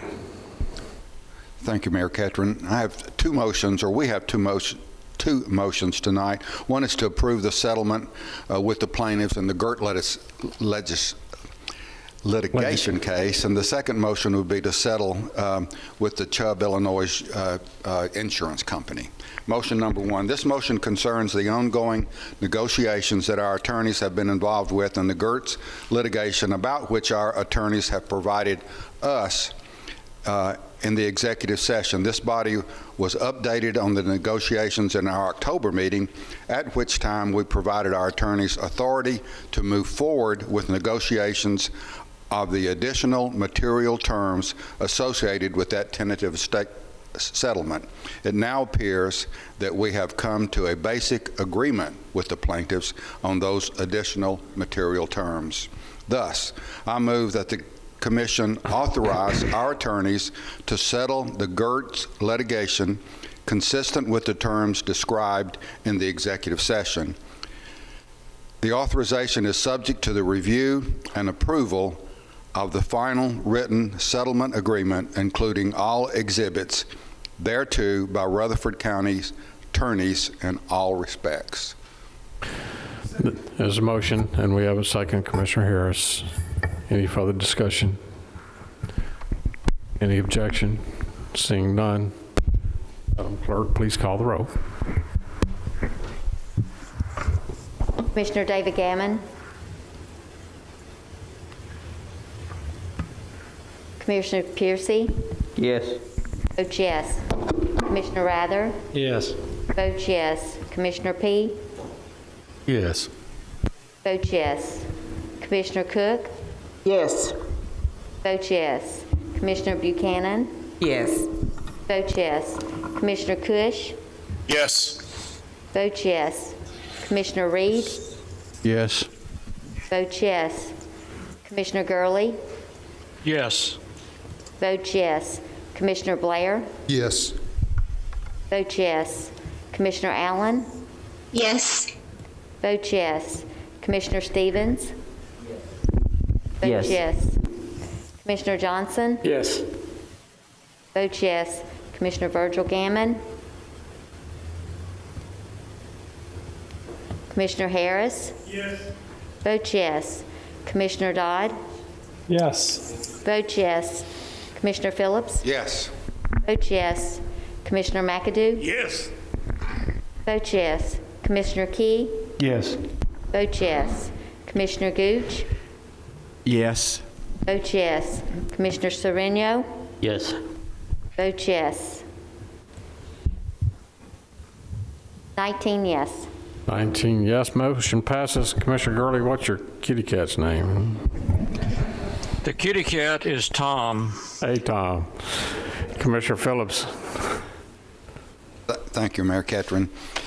This motion concerns the negotiations that our attorneys have been involved with on behalf of the county with Chubb North American. Chubb is the insurance company regarding the insurance claim that the county has made on Chubb relative to Chubb's insurance coverage of the claims made against the county in the Gertz litigation. Our attorneys provided us with an update and recommendation relative to those ongoing negotiations during the executive session. Based upon the recommendations of our attorneys, I move that the commission authorize our attorneys to settle the county's insurance claim with Chubb relative to the Gertz litigation, consistent with the terms described in the executive session. This authorization is subject to the review and approval of the final written settlement agreement and any related exhibits by Rutherford County's attorneys in all respects. That's my motion. Have a motion and a second. Commissioner Cook, Commissioner Johnson on the second. Any further discussion?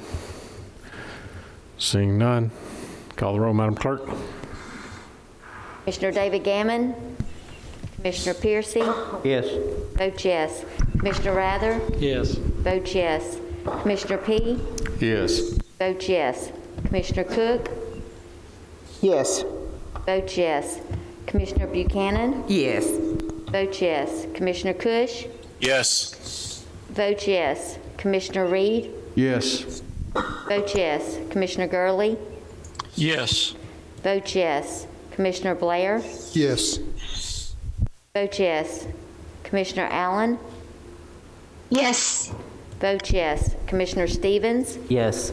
Votes yes. Commissioner Johnson? Yes. Votes yes. Commissioner Virgil Gammon? Commissioner Harris? Votes yes. Commissioner Dodd? Yes. Votes yes. Commissioner Phillips? Yes. Votes yes. Commissioner McAdoo? Yes. Votes yes. Commissioner Key? Yes. Votes yes. Commissioner Gooch? Yes. Votes yes. Commissioner Sereno? Yes. Votes yes. Yes, 19 yes. Motion passes. Okay, thank you, members. We are now to statements and announcements.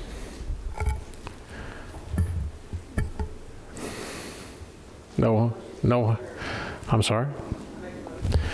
I've got a statement very quickly. I want to say that this has been a most unusual year for all of us.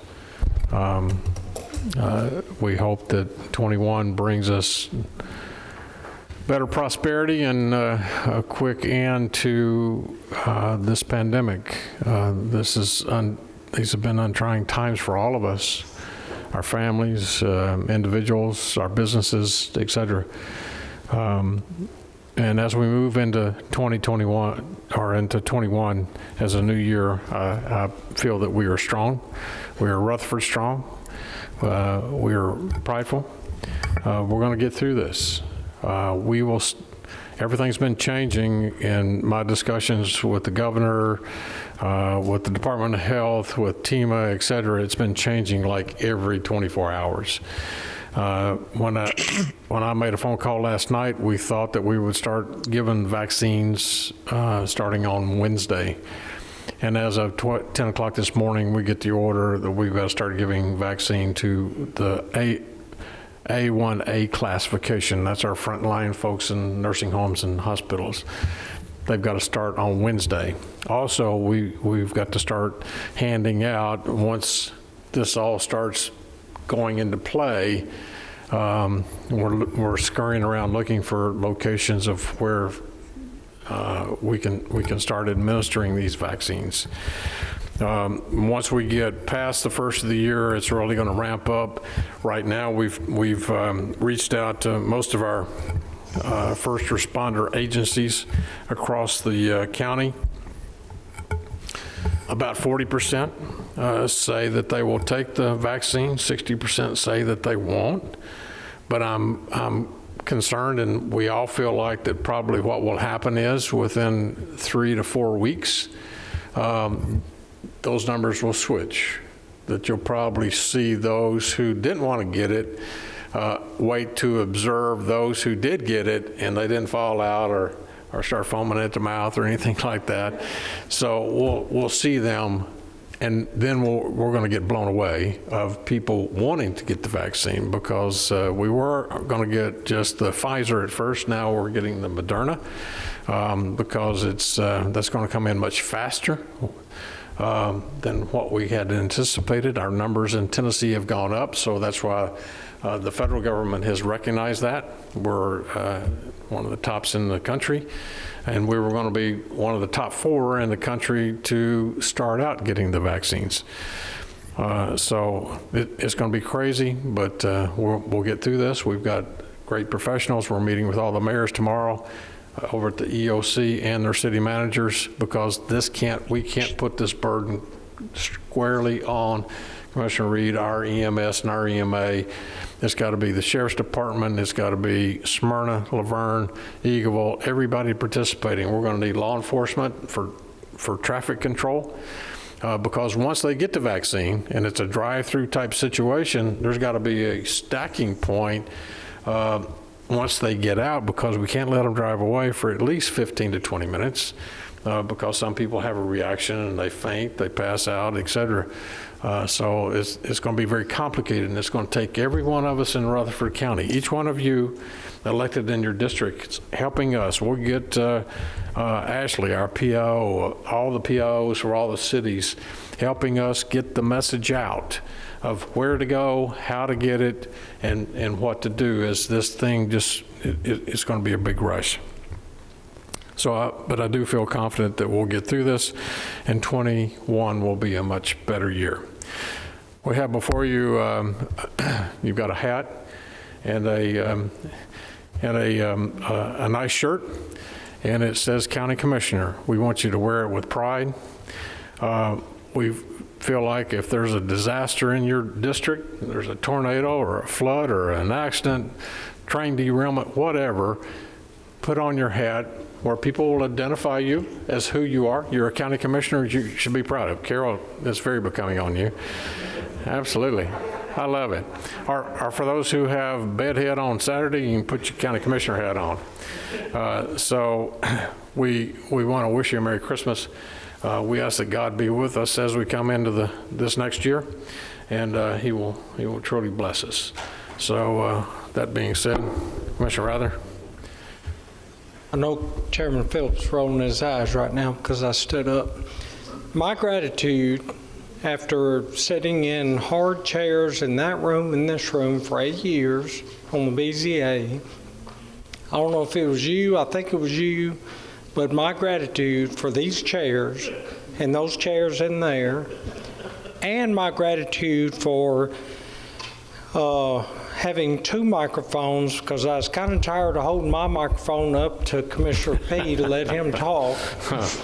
With that being said, having sat Monday night for hours and hours and hours on those hard bleachers back there, or pews, whatever you want to call them, and hearing 3 different comments in the last month, can we kind of look at least some bench cushions? Because a guy that's had back surgery, I had to finally get up and stand in the back. He thought I left, I think, but I've heard comments about that recently about how hard those were, and We can work on that. I would be able to contribute some money to it if I have to. Thank you. I think we still got some money left in that Gov 20 grant that might be able to accommodate those folks. But we'll let property management and finance take a look at that as we add that to it. Commissioner Phillips. I just would like to thank Commissioner Serino for getting here early every month and giving me 2 candy bars that has sustained me through these marathon meetings we've had the last 3 months. Thank you, and Merry Christmas. Yeah, absolutely. Anything else to come before us before we stand in adjournment? Hearing none, we are adjourned. Merry Christmas, everyone.